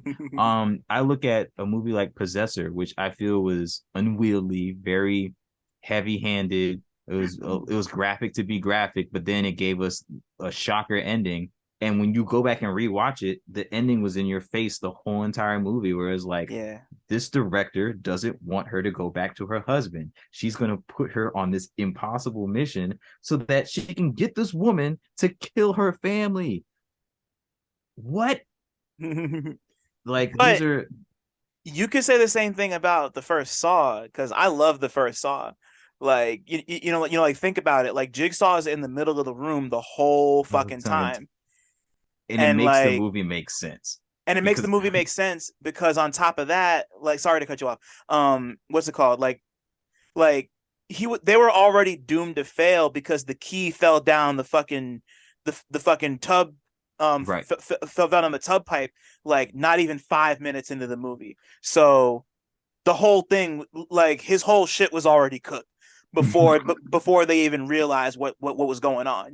Like I don't know, man. I love the first Saw. It's not flawless, but like really, really, really great movie to I me. have to go back and rewatch it. It has been some time. I definitely will give it that. But I look at a lot of horror films and it's just like, okay, this really is better for the it's a better film for the ending. Like I was a big Us fan. It got a lot of flack that I don't think that it deserved. Is it Get Out? No. Mm. It's not. But like that ending is A1. Like she wasn't who we thought she was. Yeah, no, the ending was great. My only real problem with Us was that I think they kind of explained themselves into a corner with how the tethered worked. If they didn't spend so much time being like, oh, the government made them and then they abandoned them, you know, like it like that, like if they didn't explain what how the tethered worked, I think it would have been as good as Get Out. But they spend a little too much time at the end trying to make it make sense. And like they didn't have to make it make sense. It could have just been this like weird ominous thing. But that ending is like the ending completely caught me off guard because like once again like you can see in the ticks in her character like that's something that's it's in front of your face the whole Yeah, the time and whole time. it's super obvious once you get the ending, but it's like I really do think they spent too much time trying to make the mechanics of the thing Work. make sense. And See, you didn't, it just didn't have to do that. And it kind of draws back from not necessarily the ending. I just think that little extra bit of filler made me think about the mechanics too much. And then certain aspects just didn't make sense. So I'm spending more time thinking about like what's supposed to work about the tethered as opposed to, oh, she's been read the whole time, yeah. you know? I think that sometimes with speculative fiction as compared to science fiction, it's hard to define the line because it's like, all right, when you're dealing with a movie like The Thing, right? It's like, okay, this is obviously so far into science fiction. We don't have an explanation for it. We don't have an explanation for a xenomorph. We don't have an explanation for Arrival, why these aliens are now in 9 specific spots in the world and they're speaking to us. We don't have an Right. explanation for Annihilation. Like, okay, an asteroid hit, boom, it's there. It's made all this shit all Soul Calibur like with it's just crazy, right? Right. And I think sometimes when you're playing with speculative fiction, where it's like we're operating like this is something that is it's obviously not possible, but we're making it possible in today's world where it's like, okay. Like there is the fine line between Get Out and Us, where it's like, do we explain not enough so it is just enough, or do we try to explain enough so you don't question it? And that's not always easy. Um, Right. so I definitely get your point. I don't know if I could fully fault the film for it though. Um, it's like it's one of those things. And but then in a way, I feel like I can fault the film for it because Nope, I think did what you're thinking of, where it's like they just give you enough information. Exactly. It's just like Exactly. there's a okay, this is a UFO. All right, we know it's a UFO for like the first hour and a half, and it's like, oh shit, it's not a UFO. It is a monster. Yeah, you don't get enough Yeah. time to sit there and think about, okay, is there another one? Where did it come from? How long has it been here? Like, Right. nah, it's And just that like, nah, doesn't matter, you know? Like it doesn't matter, you know, and they just do so you know like I just think like if you're gonna go that route, you gotta make sure like your shit's gotta be air fucking tight. You know, like there can't be not that there can't be any holes, but like it's gotta be as airtight as possible. Like if you're gonna explain it in a way where things kind of sort like make more sense than they did in Us. Like once again, not really like it's not like it makes it a bad movie. It just kind of, you know, like it stumbles a little bit. Like right, more than I feel like it more than I feel like it would have if that wasn't there, you know? yeah, I just think that he had a little less confidence in the idea of the tethered and felt like he needed to over explain to compensate for that. mm, And I was like, you didn't have to do that, bro. You were doing fine. Like the movie was working just fine without you needing to like beat us over the head with the hands across America thing. Like I get your point, you know, but it is what it is, you know. Still a good movie. Like I'd watch yeah, it again, yeah. you It's know. like once again, we go back to that conversation. If Us is your worst film, Yeah, right, exactly. You know, I mean, my man is 3 for 3. Honestly, like I three for love three. all three of his movies. Like Yeah. Nope was great. Damn. Shit. This has been great so far. But I just realized that we haven't even gotten to you in music yet. We've already been talking for like an hour and a half. Um shit. Crazy, man. So now I'm curious. Where so like where did when did music first come into your life? Because like you already kind of talked about how like your dad and your brother kind of introduced you to a lot of things. And then like after that started happening, like when did you first start moving Making. on? Or not even making just yet, but just like when did you start kind of like listening to music on your own and finding your own stuff and kind of I building think I your own was. identity? I think I was like 6. Where like I was like, okay, I want a cassette player. Where I was like, yeah. And I remember like some of the very first things that I got on cassette. It was a, like I got Will Smith. I got like some TLC albums. I got a Monica joint, like a Monica single. I had like everything Michael Jackson did on cassette somewhere in this house. Uh, Most notably Thriller, obviously, Bad, Dangerous. Um, my favorite Michael Jackson song, by the way, which I think is flawless, In the Closet. Um, Wow, that's a choice. it's a choice. It's a I, good I song. don't think I don't think Teddy Riley was ever at his sharpest outside of In the Closet. Like it's just ridiculous. Um, but I remember I would just get those, and then like my dad would like let me borrow his little tapes from time to time, like for whatever he was listening to. And there's like a lot of music playing in the house always. So like I grew up hearing Barry White, Stylistics, Temptations, Dramatics, Four Tops, Delphonics, Marvin Gaye. Just all that was always playing Right. somewhere in the house. And then my brother played a lot of DMX, No Limit, Hove, a good amount of Nas. Um, he played Mystical a ton for some crazy reason. Growing up in Oh, the South, like anything that No Limit or Cash Money did was like an instant cop. Anything right. that Outkast did, instant cop. And then like New York wise, it basically was like DMX only. And just like Rough Rider shit. And then like by proxy, I got into like Hove off of like the first Rough Riders Volume One.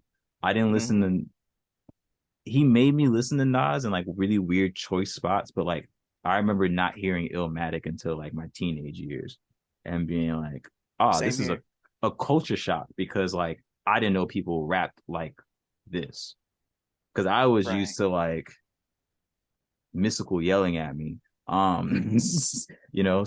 Mm. that was big. I always wanted to rap. Uh, Primarily, I think Outkast fueled a lot of that. I didn't take it serious until like high school, and I was like a Dipset kid. And I was like super weird because like it was one of those things where obviously my brother only played a lot of Southern shit, but Lil Wayne was on a tear, and Lil Wayne had his alliance with Dipset, and by Yeah. through that, a lot of Dipset was played in the crib, and yeah, that's when I really started to get into it. And I was terrible. I was a terrible rapper. Um, Everybody but sucks when they start out, bro. yeah, Like, but I was bad. I had like a lot of like weird fundamental issues that I had to like overcome. Um, and I remember I picked it up and then I stopped. I joined like I was in a rock band for a little bit, in like my early 20s. And then when that like failed, one of my homies I went to school with was like, "Hey, bro, you should like try rapping again, like, or like at least try producing, because like instruments and whatnot, and da da da da da." mhm. And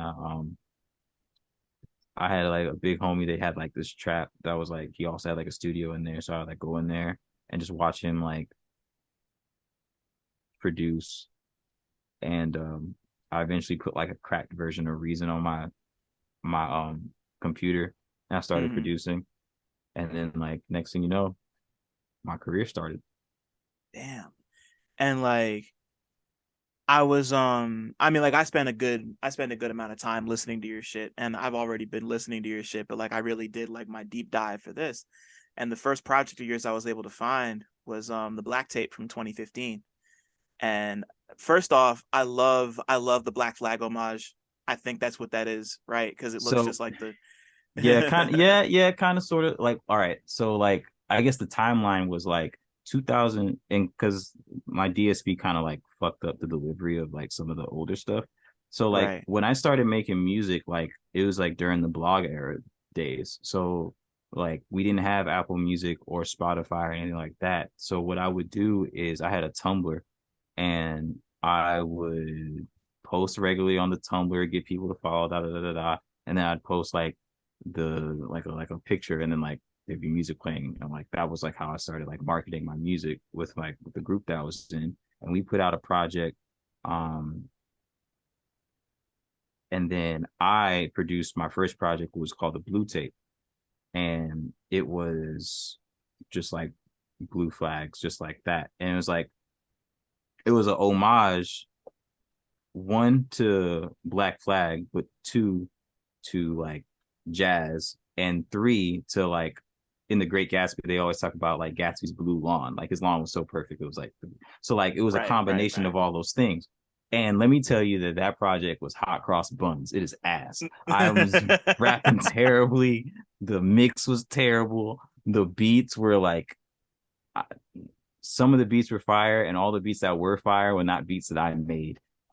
It was just bad, and but it got a lot of traction in Tampa, so it really like pushed me to go forth with another one. So the next project I made was the Red Tape, which came out in Yeah. 2013, and then we did that was cool. But then Starship Jericho, which I then rebranded to the Purple Tape because fuck Chris Jericho. Um, Mm-hmm. Starship Jericho and Heel TV, which is now rebranded as a Black Tape, so I had the full color series. Those two came out like back to back, and I really feel like that was me stepping into what I am currently. Like I feel like the rapping was on point, my beat selection was on point, the times I produced made sense. I was starting to get the concepts down, starting to really like gestate as an artist. Like those would like that's when it started clicking for me. Um, and a lot of people still say like those two albums are kind of like indicative of my best work. I do think my newer stuff is better in certain aspects, but there's a I feel like there was a crystallization moment that happened during those 2 years where like I just had an energy that I was able to tap into because I got it. Like Right. they always talk about like filmmakers have to make the movies that they have to make in order to make the movies that they want to make. Yeah, And I one for you, feel one for me. Yeah, totally. yeah, I definitely feel like those were the movies that those are the albums that I had to make to get any type of true respect. So then when I started doing weird shit or started to expand the sounds or start to pull from other things, like it wasn't questioned. Like I always can go back to those albums and be like, I did this. Just shut the fuck up, like Yeah, yeah, um yeah. yeah, man, those are some dark days too. I was on a lot of drugs. Damn, bro.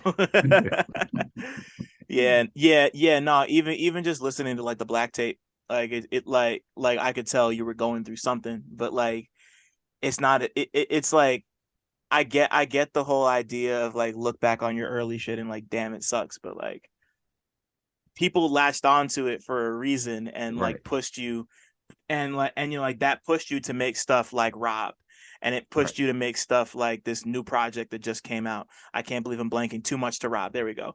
yeah, Like like it pushed you to those areas, and it pushed you to fucking like play Rolling Loud and shit. yeah. Like, you know, I I am very curious about how Rob came together in particular because I remember when Kai, shout out to the lovely Kai Miller, the best. Yes, the Um best. My A1 she's day one. for real. Like yeah, like she sent me Robbed and I listened to it and I was just like, whoa. Like the thing that really got me about what you do in general is that like you cover you cover so much ground and so many different topics in your music. Like you can flex when you want to. You can tell a story, you're conceptual. You can be thoughtful, but like you're never just like you like there hasn't been a single one of your albums that I've heard where you've just been one type of artist in that way. And I really do feel like Robbed is kind of like a culmination of like it feels like every project is like a GAT sampler to me, if that makes Yeah, sense. You know, so yeah, like but like Robbed kind of felt like a it felt like a this is like the shit you've been working toward type of thing. yeah, So like what was it like putting Rob together, and like what do you kind of feel like it says about you? Because it's only been like a year since it dropped. yeah. But like how do you talk to me about Robbed? Talk to me about Robbed. Um, Robbed was a series of accidents. And shout out to Kai, shout out to Taylor from Forward Thinkers, shout out to Keith, my manager, playing shift, because without them and Scott, my right hand man, like as far as like making stuff, it would have never came out. Um, my manager for like the majority of my career, Wilson, he's now working with live well, with RL, and that's like how deep the RL connection goes, because like I did Rolling Loud in 2015 when it's in its genesis, like in a warehouse in Wynwood that flooded. Like I was there at the beginning, and then like between my illness and going on chemo and all that, that's like I took a step back and having to come back and make music again. Um, Wait a minute. What happened there? You don't have to delve into it too much, but I don't know oh, what happened there. yeah, all right, I'll explain. And I don't mind explaining, because like I don't really talk about it too much, and I feel like this is probably going to be one of the bigger, news things that kind of like that comes in like my particular work cycle, and I feel like a lot of people want to listen to this, and it's cool because that means I don't have to cover it later. But basically, a lot of people have asked like, um how did you get onto Rolling Loud? And during like 2014, 2015, 2016, there's this 2 year period where I put out Starship, Purple Tape, and I went on these run of shows, right? And Dope ENT was this promotional company here in Florida that would book artists and they would do tours. And a lot of the times there was artists that would do the opening for the shows, right? And there was like different artists in different areas. So like Wi-Fi's funeral, um, X, Ski Mask, Danny, they were a lot of the guys that did a lot of the shows in the Miami areas. And then in Orlando, you had Sky, you had Danny, because Danny Yeah. would go back and forth. Shout out Danny Towers. O Town Marco, uh, those guys were in Orlando and like, kind of that area. Mhm. When they would go to Jacksonville, Gainesville, Dola, where the fuck are you, Dola, bro? Like, if you can find any of Dola's stuff on the internet, that nigga's nice. Crazy. Shout out to him. He did a lot of those shows up there in Tampa. It was me. I was a lot of the times the Tampa guy. And there was other people as well, but I was more so the constant. And then it kind of expanded into me doing like full on runs, doing the Miami, Tampa, Orlando show. So in like 2015, I went in 2015 to 2016, I went on tour with Robb Banks. I went on tour with Sir Mikey Rocks. I did stops with Ab Soul. I did stops with Denzel Curry when he was starting to really bubble. Right. I did a tour with Mick Jenkins. Um, I remember that one. I yeah, wasn't there for it, but I remember the tour. yeah. And I did a lot of different things that really kind of like solidified where I was at. And then Rolling Loud happened. That was great. We had this festival in Tampa that they put on that was Takeoff Landing. That was headlined by Travis Scott. I was on that. So there was a lot of good things going. I opened for Travis Scott here in Tampa during like his Owl Pharaoh days.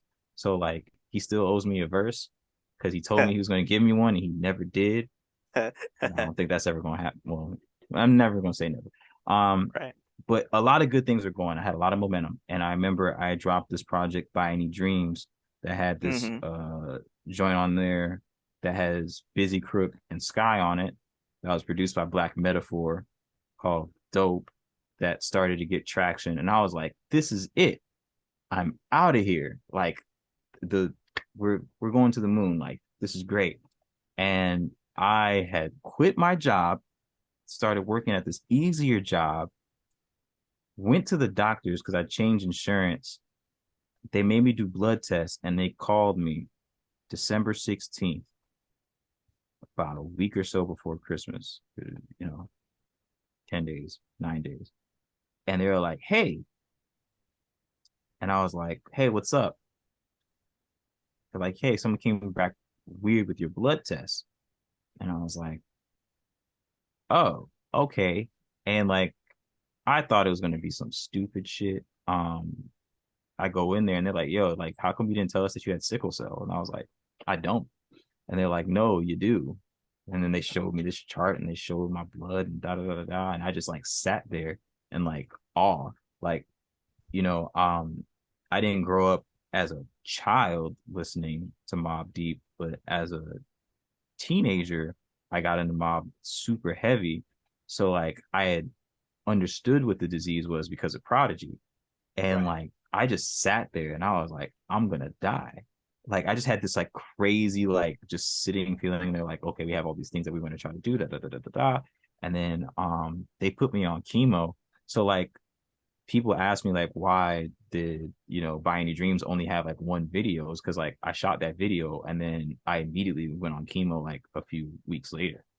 Um I wasn't able to. I was supposed to open up for Isaiah Rashad on his tour in for the Florida legs. That got kaput. Um, I lost 40 pounds, and I'm already a pretty small guy. So like, if you've never seen a video of mine or seen pictures or whatever, I'm 6'1" and I'm 140 now. But at that time, I was like 130, so I was like 90 something pounds. Wow. Um, basically had to like fight for my life because the chemo didn't work the way it was supposed to. It was supposed to like change the way that my body made hemoglobin, but instead, because I was so small, it just stopped my hemoglobin production completely. I internally bled. um I almost died. Ironically, I went in the hospital the same day. What was it? June 19th, the day Prodigy died. I went in the hospital the same day. Um, Wow. I have a I have a song called "On the Dead Homies" where like I talk about me hanging with my brother and this one dude that wanted us to go like hit this lick with him, and my brother was like, "Nah, we're not going to do all that." Um, Primarily because my brother had like particular street moral codes that he didn't like that he always like abided by, and it was like the whole thing was about cocaine. I feel comfortable talking about the story, so it was just like he's like, "I'm not doing that." So like I felt very like unwell. I went to the hospital and like blacked out. They like pumped me full of blood for like 4 days. That saved my life. And when I got out the hospital, my brother came by and visited me. And like the dude that was talking to us died the day I got out. Jesus fucking Christ. Yeah. So like I ended up putting out a project that year. It was terribly received. Like I lost my rap voice. Like I couldn't rap the way that I wanted to. I felt like Shine. Um, and like I had to like really like sit and think about what I wanted to do because I felt like my career was over. And I talked to Wilson. Shout out to my dog Wilson. He was like, "Hey, bro, you're either in it or you're out of it. Like, and it's okay if you want to stop. Like, no one's ever going to tell you that it's the wrong thing for you to stop. Like, it's fine. Like, but if you want to do this shit, you got to do it." And you gotta like not complain, and you can't be like, "Oh, it's because I have sickle cell," or "Oh, it's because I was on chemo." Like you're just gonna do it, or you're not. Like you've done all this stuff with all these obstacles, and quite frankly, you've made it a lot farther than a lot of other people could ever imagine making it. with no investor, with no like crazy drug money behind you. Like you just been doing whatever the fuck you wanted to do and you've gotten this far. So what are you going to do? And then he proceeded to sip a milkshake from Burger 21. Like he just gave me this crazy monologue and then went back to eating his food. And I was like, Wow. all right. And a few weeks later, um, I ended up writing the hook of Nelly in my car.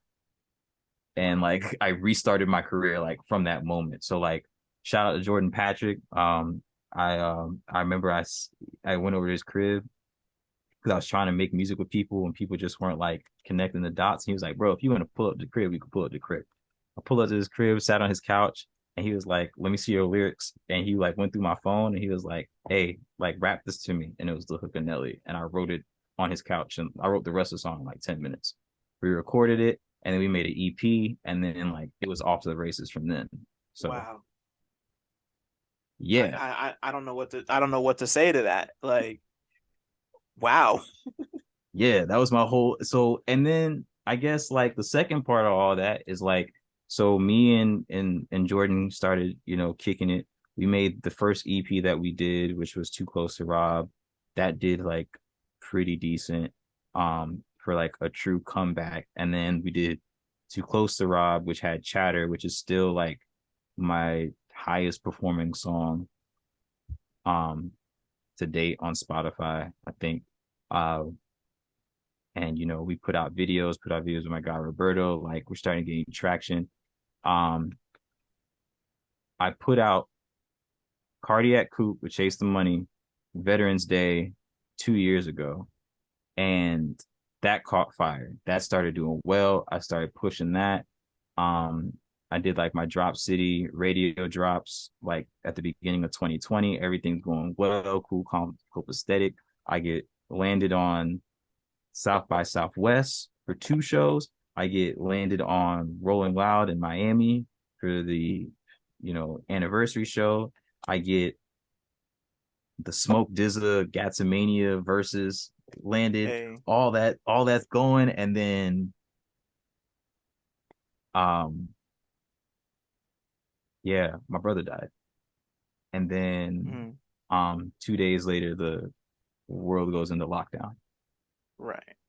and everything is just like that. And that was really rough.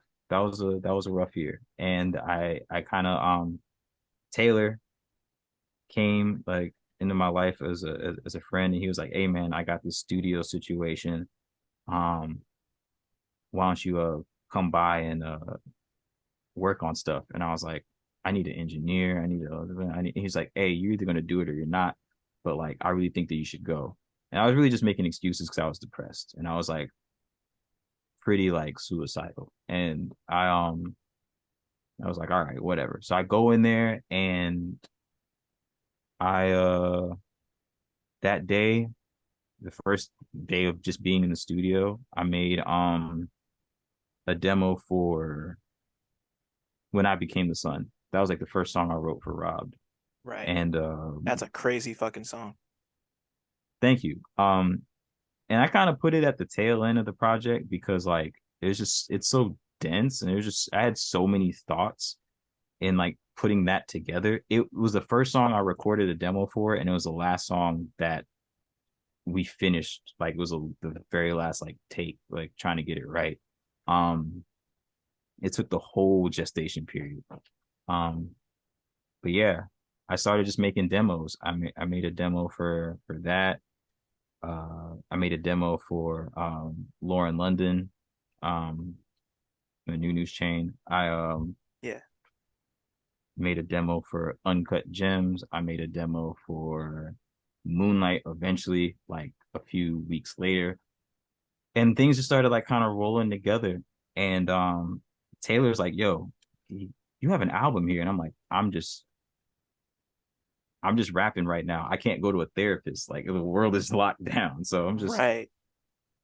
he's just like, nah, man, you have an album.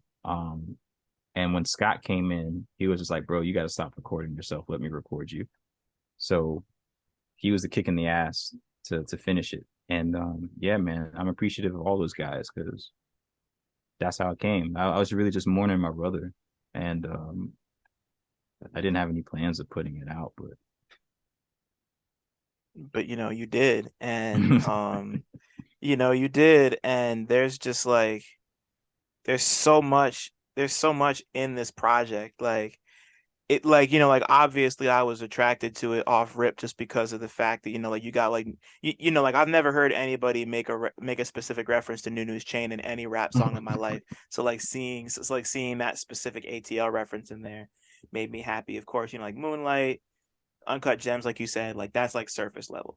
But like yeah, it's like I said, it's crazy to know now that about this very much came from your brother's death. And I'm sure there was a lot left over from the sickle cell and chemo shit in here too. Like, so like I'm sure the title Robbed kind of, I mean, like it seems to me like the connotation is that you've been robbed, like yeah, that's yeah, kind of how it feels, especially after hearing that. yeah. I feel like when I came back and started making like all the projects, um, every like Rob project has like a motif. Like there's always like a thing about it. Where like so like to live into Rob was like, okay, I came back from the dead. Like I feel like this is me being trying to get back into this bag, trying to get back into being like this rapper again. And then Too Close to Rob was like these feelings of paranoia that I started to get again because I went from being one of the hottest artists in the city to like absolutely nothing. It's like I just disappeared off the face of the earth to then having to fight my way back into the scene. And then because I got booked on Rolling Loud, like people were like, oh, let's get back into Rob's good graces. So I had like this weird like people would just make me feel paranoid. So like when you look at the Right. titles like chatter, antisocial, claustrophobic, like it's a very much about paranoia. And when I was making robbers, like I was just being cheeky because it was like drops and robbers, cops and robbers. It was just like whatever.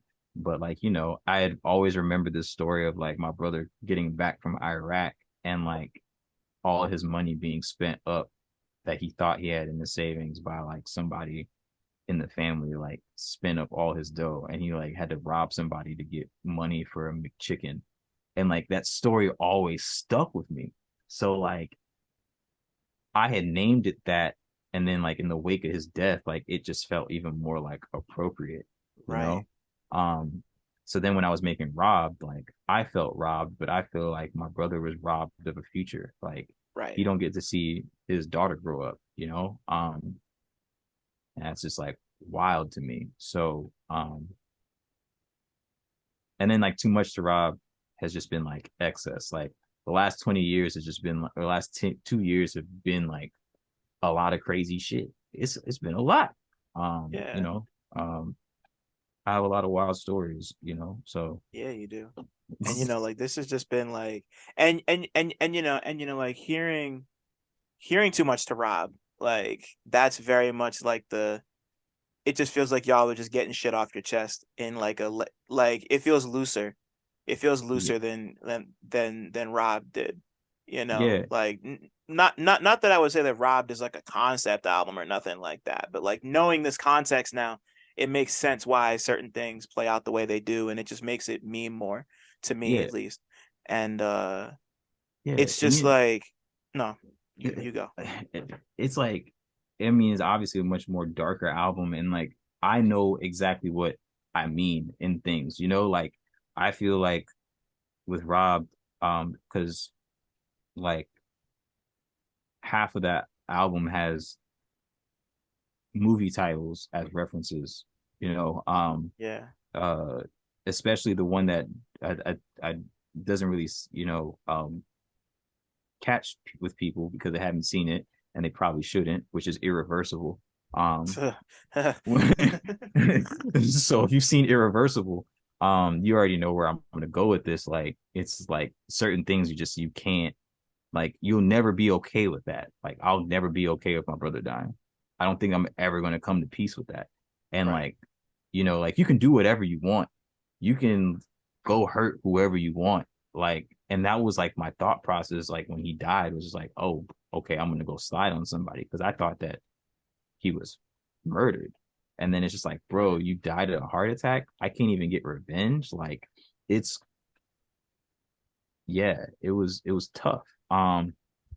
And I was holding myself to a lot of these, I guess, quote unquote standards or these thoughts. Um, Whereas with Too Much to Rob, Jordan literally came in the studio one day and was like, "Hey, bro, you're doing a lot of work right now. I know you're promoting Robbed and you're working on this big compilation sequel to Robbers and all that, but like Mm-hmm. you just need to rap.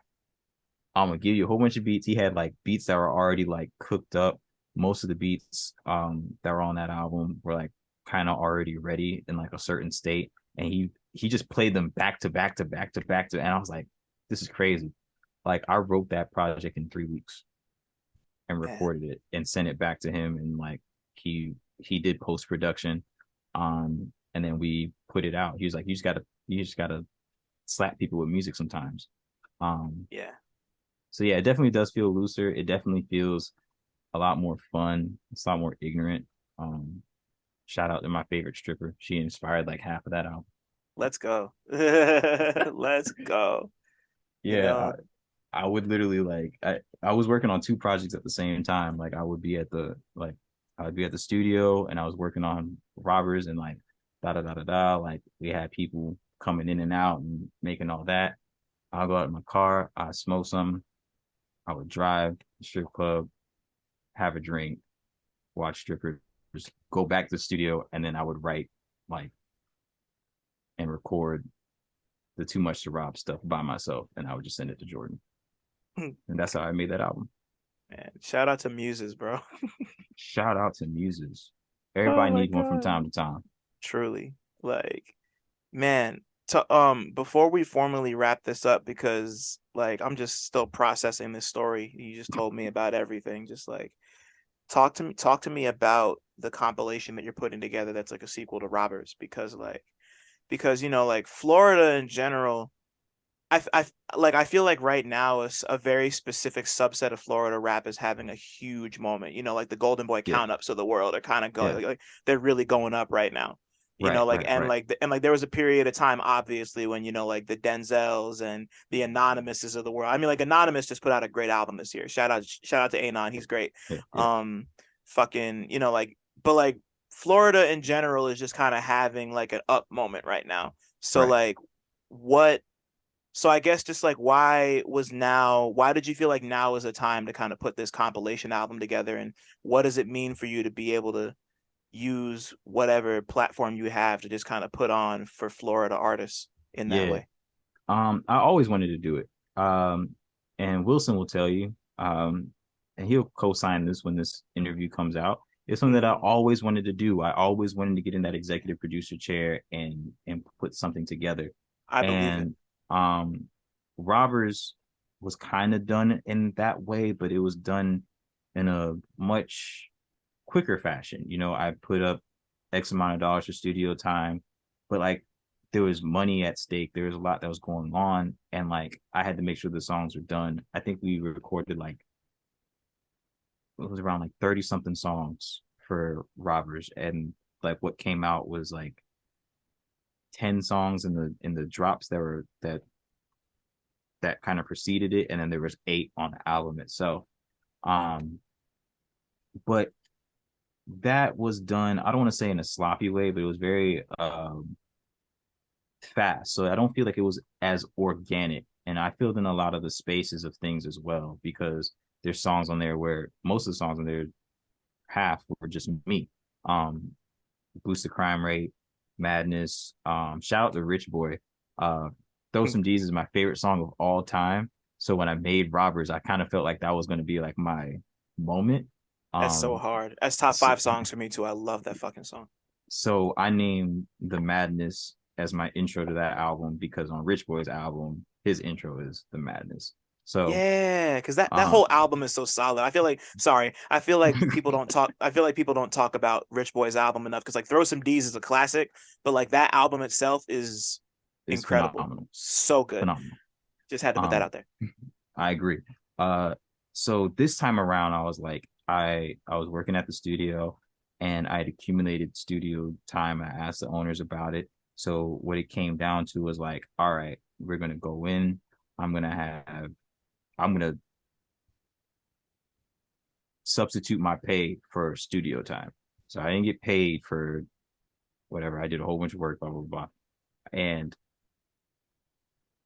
I got as many Tampa artists that I could into the studio, and I produced the majority of the album itself, like in front of people. Like I was like, hey, I got the sample, blah blah blah. How do you like it? Da da da. Okay, you don't like this? All right, do the synth. All right, you like this? Okay, we're gonna build on it. Okay, you want some horns? All right, boo boo boo. So then, like, I'm just building these songs around these people, and then when I had proof of concept and I had enough songs, then I went to some other people that were in the city that had a little bit more ranking, because it's like if you go and you hit up Tom G and you're like, hey, I need a verse, he's gonna be like, hey, I need X amount of dollars. But like I Right. showed him like what I was doing. He was like, oh, all right, little nigga, I like that. You know, his raspy ass Mm-hmm. voice, like Yeah, it, yeah, like yeah. such an undeniable rap voice, like fantastic. And then like I played him shit and he was like, all right, you nice. So then he came in and he did a hook. I had sent this song to Late Bloomer, and I'd sent him a few joints and like none of them really were clicking. And then I got a beat from Park and LDG. Shout out to Park. Um, he made my favorite song off of my goal was to get like the producer of my favorite joint from every like Isaiah Rashad album. So like I got a Yeah. Black Metaphor I got a few Black Metaphor joints. Shout out to Black. And then like when Sun's Tirade came out and I heard Park, I was like, oh my goodness, I need to get up with him. So like shout out to Mm-hmm. Kai. She helps up set that up. I remember I got to talking to him and he was like, hey, like what type of beat do you want? And I was like, really? I want something like Park. That's my favorite beat. But if you can give me something like Vendetta, I'm gonna be happy. So like he sent me a joint over. I did that. I got that over to Late Bloomer. He was like, yeah, this is hard. So he did something for that. Famous Kid Brick got a lot of motion in the city. He got a joint called Mood that's like crazy. But like for whatever reason, whenever like I get around Brick, he's like, yeah, I'm gonna really rap. And like he smoked both features that, he did for the project. I got a joint with 12 Lin um, that I'm really excited about as well. So I was really just trying to pull from as many different avenues as I can, because there is so much more to Tampa hip hop than or Florida hip hop than what people are seeing with, you know, smorgasbords of like Lil JBs and count ups and like and the what's the other homie that's really popping right now? Damn, if I was talking to Mac, he'd say it off the top of his tongue. But it's a ton more than just the Tampa Right. drill or the Florida drill or the, Youngie Nace or whatever the case may be. And then when it Right. comes to Tampa, there's more than Doechii. Like, Right. and I love Doechii. So it's like it's great that she has put that beacon out on the city.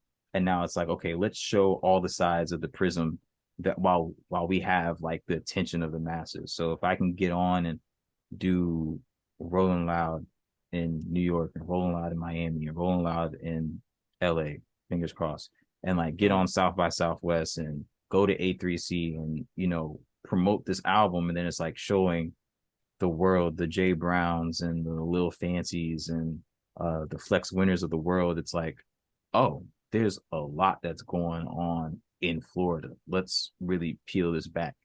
Mm-hmm. Um, I think, the rewards of that are much greater than a paycheck or a deal. Cause like I'm gonna get my bars off regardless. Like, I'm working on the next album. Because Robbers is gonna be the last Robbed project for some time. I think this Right. I think this is the one to wrap it up. Like, okay, I think the story's complete here. But I'm a Taurus, so like the next album is called The Taurus Trap. Um, and that'll be like a project with Scott and me. So like I'm already working on other stuff, but I think this is just going to be a fulfilling moment for myself and for the city. Right. I love that. I think especially after all the things that you've gone through and this is your second win. You know, so it's really special to see that you're kind of using this to help put on for other people as much as yourself.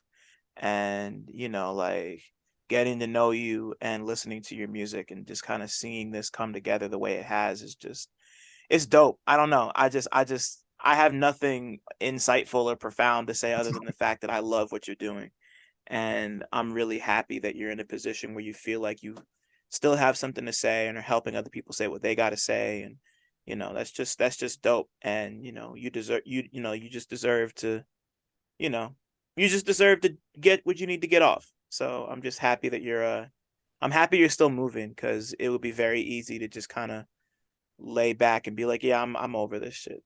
Like Yeah, after all of that, like, I don't think I'll ever be over it though. I think that's what it comes down to. It's just like good for you. at the end of the day, man, like horses don't stop, they keep going, bro. Like Yeah. Shawn Michael can come back to wrestling after dealing with a broken back and crack. Like Yeah. this shit is cake. That's facts, bro. That's facts. That's facts. And before we fully wrap this up, Gats, Rob, if your life was a movie, what would it be about? He just blinked 8 times, y'all. Y'all aren't gonna see that. Oh man, if my life was a movie, like if it was a biography, like autobiography, or if it was just like if I made a movie, what would it be If about? you made a movie, what would it be about? Like or yeah, like it doesn't. Yeah, just yeah, like if your life, or just like if your life was a movie, it could Yeah, even my be like, bad. what kind of movie would it be like? Type It of would thing. it would definitely be a thriller. It would be like it would be like something where like there's just insurmountable odds and it's just like the dumbest thing, but it's like a low life high stakes, like the Warriors. Like it's Mm-hmm. just there's just like a gang just trying to get home, bro. Like this is like Yeah. the lowest stakes when on the grand scale of things, but like to them it's everything. I feel like that's what it's always been. It's been like a game of inches with me. It's like it's Mm-hmm. always been like right there. Like no, I'm not like a Drake or a little baby or anything of that nature, but like I've been on the world's largest hip hop festival numerous times. Like, doesn't that make me like a top 500 rapper in the world or some shit like that? That's a crazy stat. Like, Right. granted, like, would I love to be like a top 25 rapper in the world? Of course. Who wouldn't? Like, I'd be getting Sure. paid. I'd be rich. Like, I wouldn't be like podcasting from like the crib. But you know what? I'm top 500. There's like 8 billion fuckers on this world. So, like, that's Yeah, nuts. man. Game of inches. Yeah, that's what it'd be. It'd be like a football allegory. I don't know. It's got to be called Game of Inches. Like that's the name of the movie now. Like Yeah, it's absolutely. in there now. And like, like like you kind of you done this all on your own terms, like you said. Like this is like you really got it out the mud in ways that people think they got it out the mud. You know, and I had to sell tickets to that's an ASAP Berg concert. like, come That on man now. had 3 singles out. Shout out to Like Berg, man. I'm telling you, man, everything always comes back to Frank. Jesus Christ. Son, this was so great.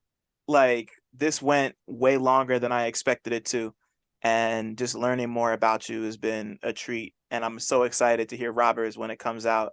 And I'm just, like I said, I'm just happy you're still here, because like even if there's been more difficult shit happening in the world and with other people, like you've been through a lot and you're still here, and that means a lot. Like it's like like I almost feel like 65-70% of this game is perseverance.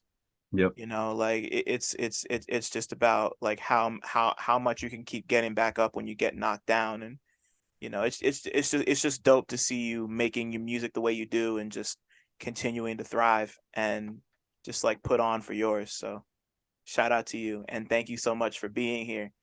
Like Yes, sir. it means a lot. I'm Thank just you for having me, man. this Like it's, this was great. This was great. Like this is like a dream come true. Like I love like I get to talk about like music and like film, and like shit made my day, made my whole week. Oh man, see, that's what we're here for.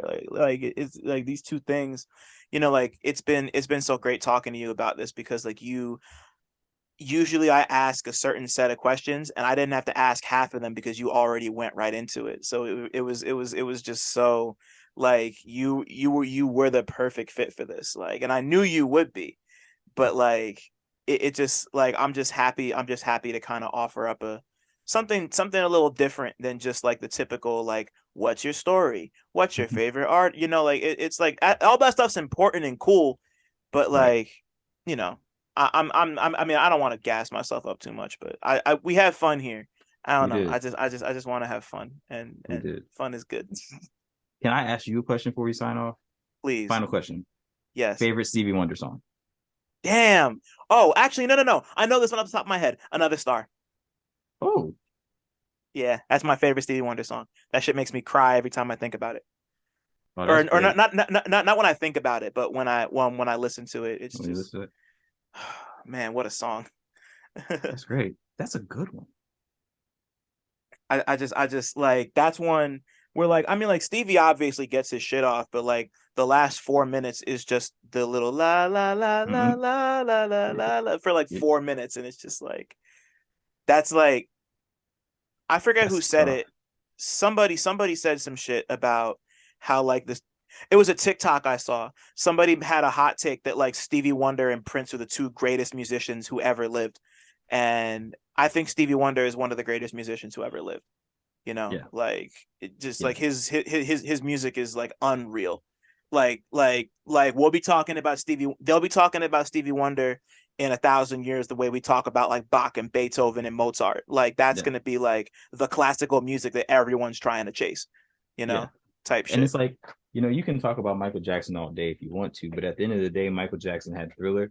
And Yeah. honestly, like Thriller is more so of a Quincy thing than it is a Mike thing or a synergy of Quincy and Mike, just like Confessions is a synergy of Usher and Jermaine. Like, Oh, that's a fact.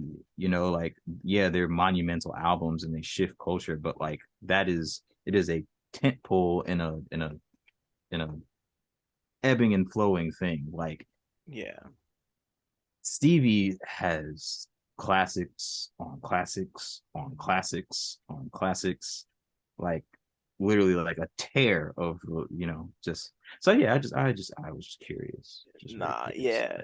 Yeah. Yeah. Like Michael Jackson would probably be in that three on like with Prince and fucking Stevie Wonder. But yeah, now before we leave, tell me your favorite Stevie Wonder song. Oh, ain't gonna stand for it. That's a good one too. Wow. I whip that bad boy out at karaoke every time. Damn. Damn. I'd be wanting to get into the older Stevie shit sometimes. That's Yeah. so good. Yeah, I do it with the country twang and everything. Like, yeah, Come on now. I'd be really like sliding that shit. Let's go. Thanks for listening. Shout out to y'all for making it this far. And shout out to all the black people listening too, because y'all really impeccable. Don't forget to like, subscribe, and tell a friend to come through next time. 1.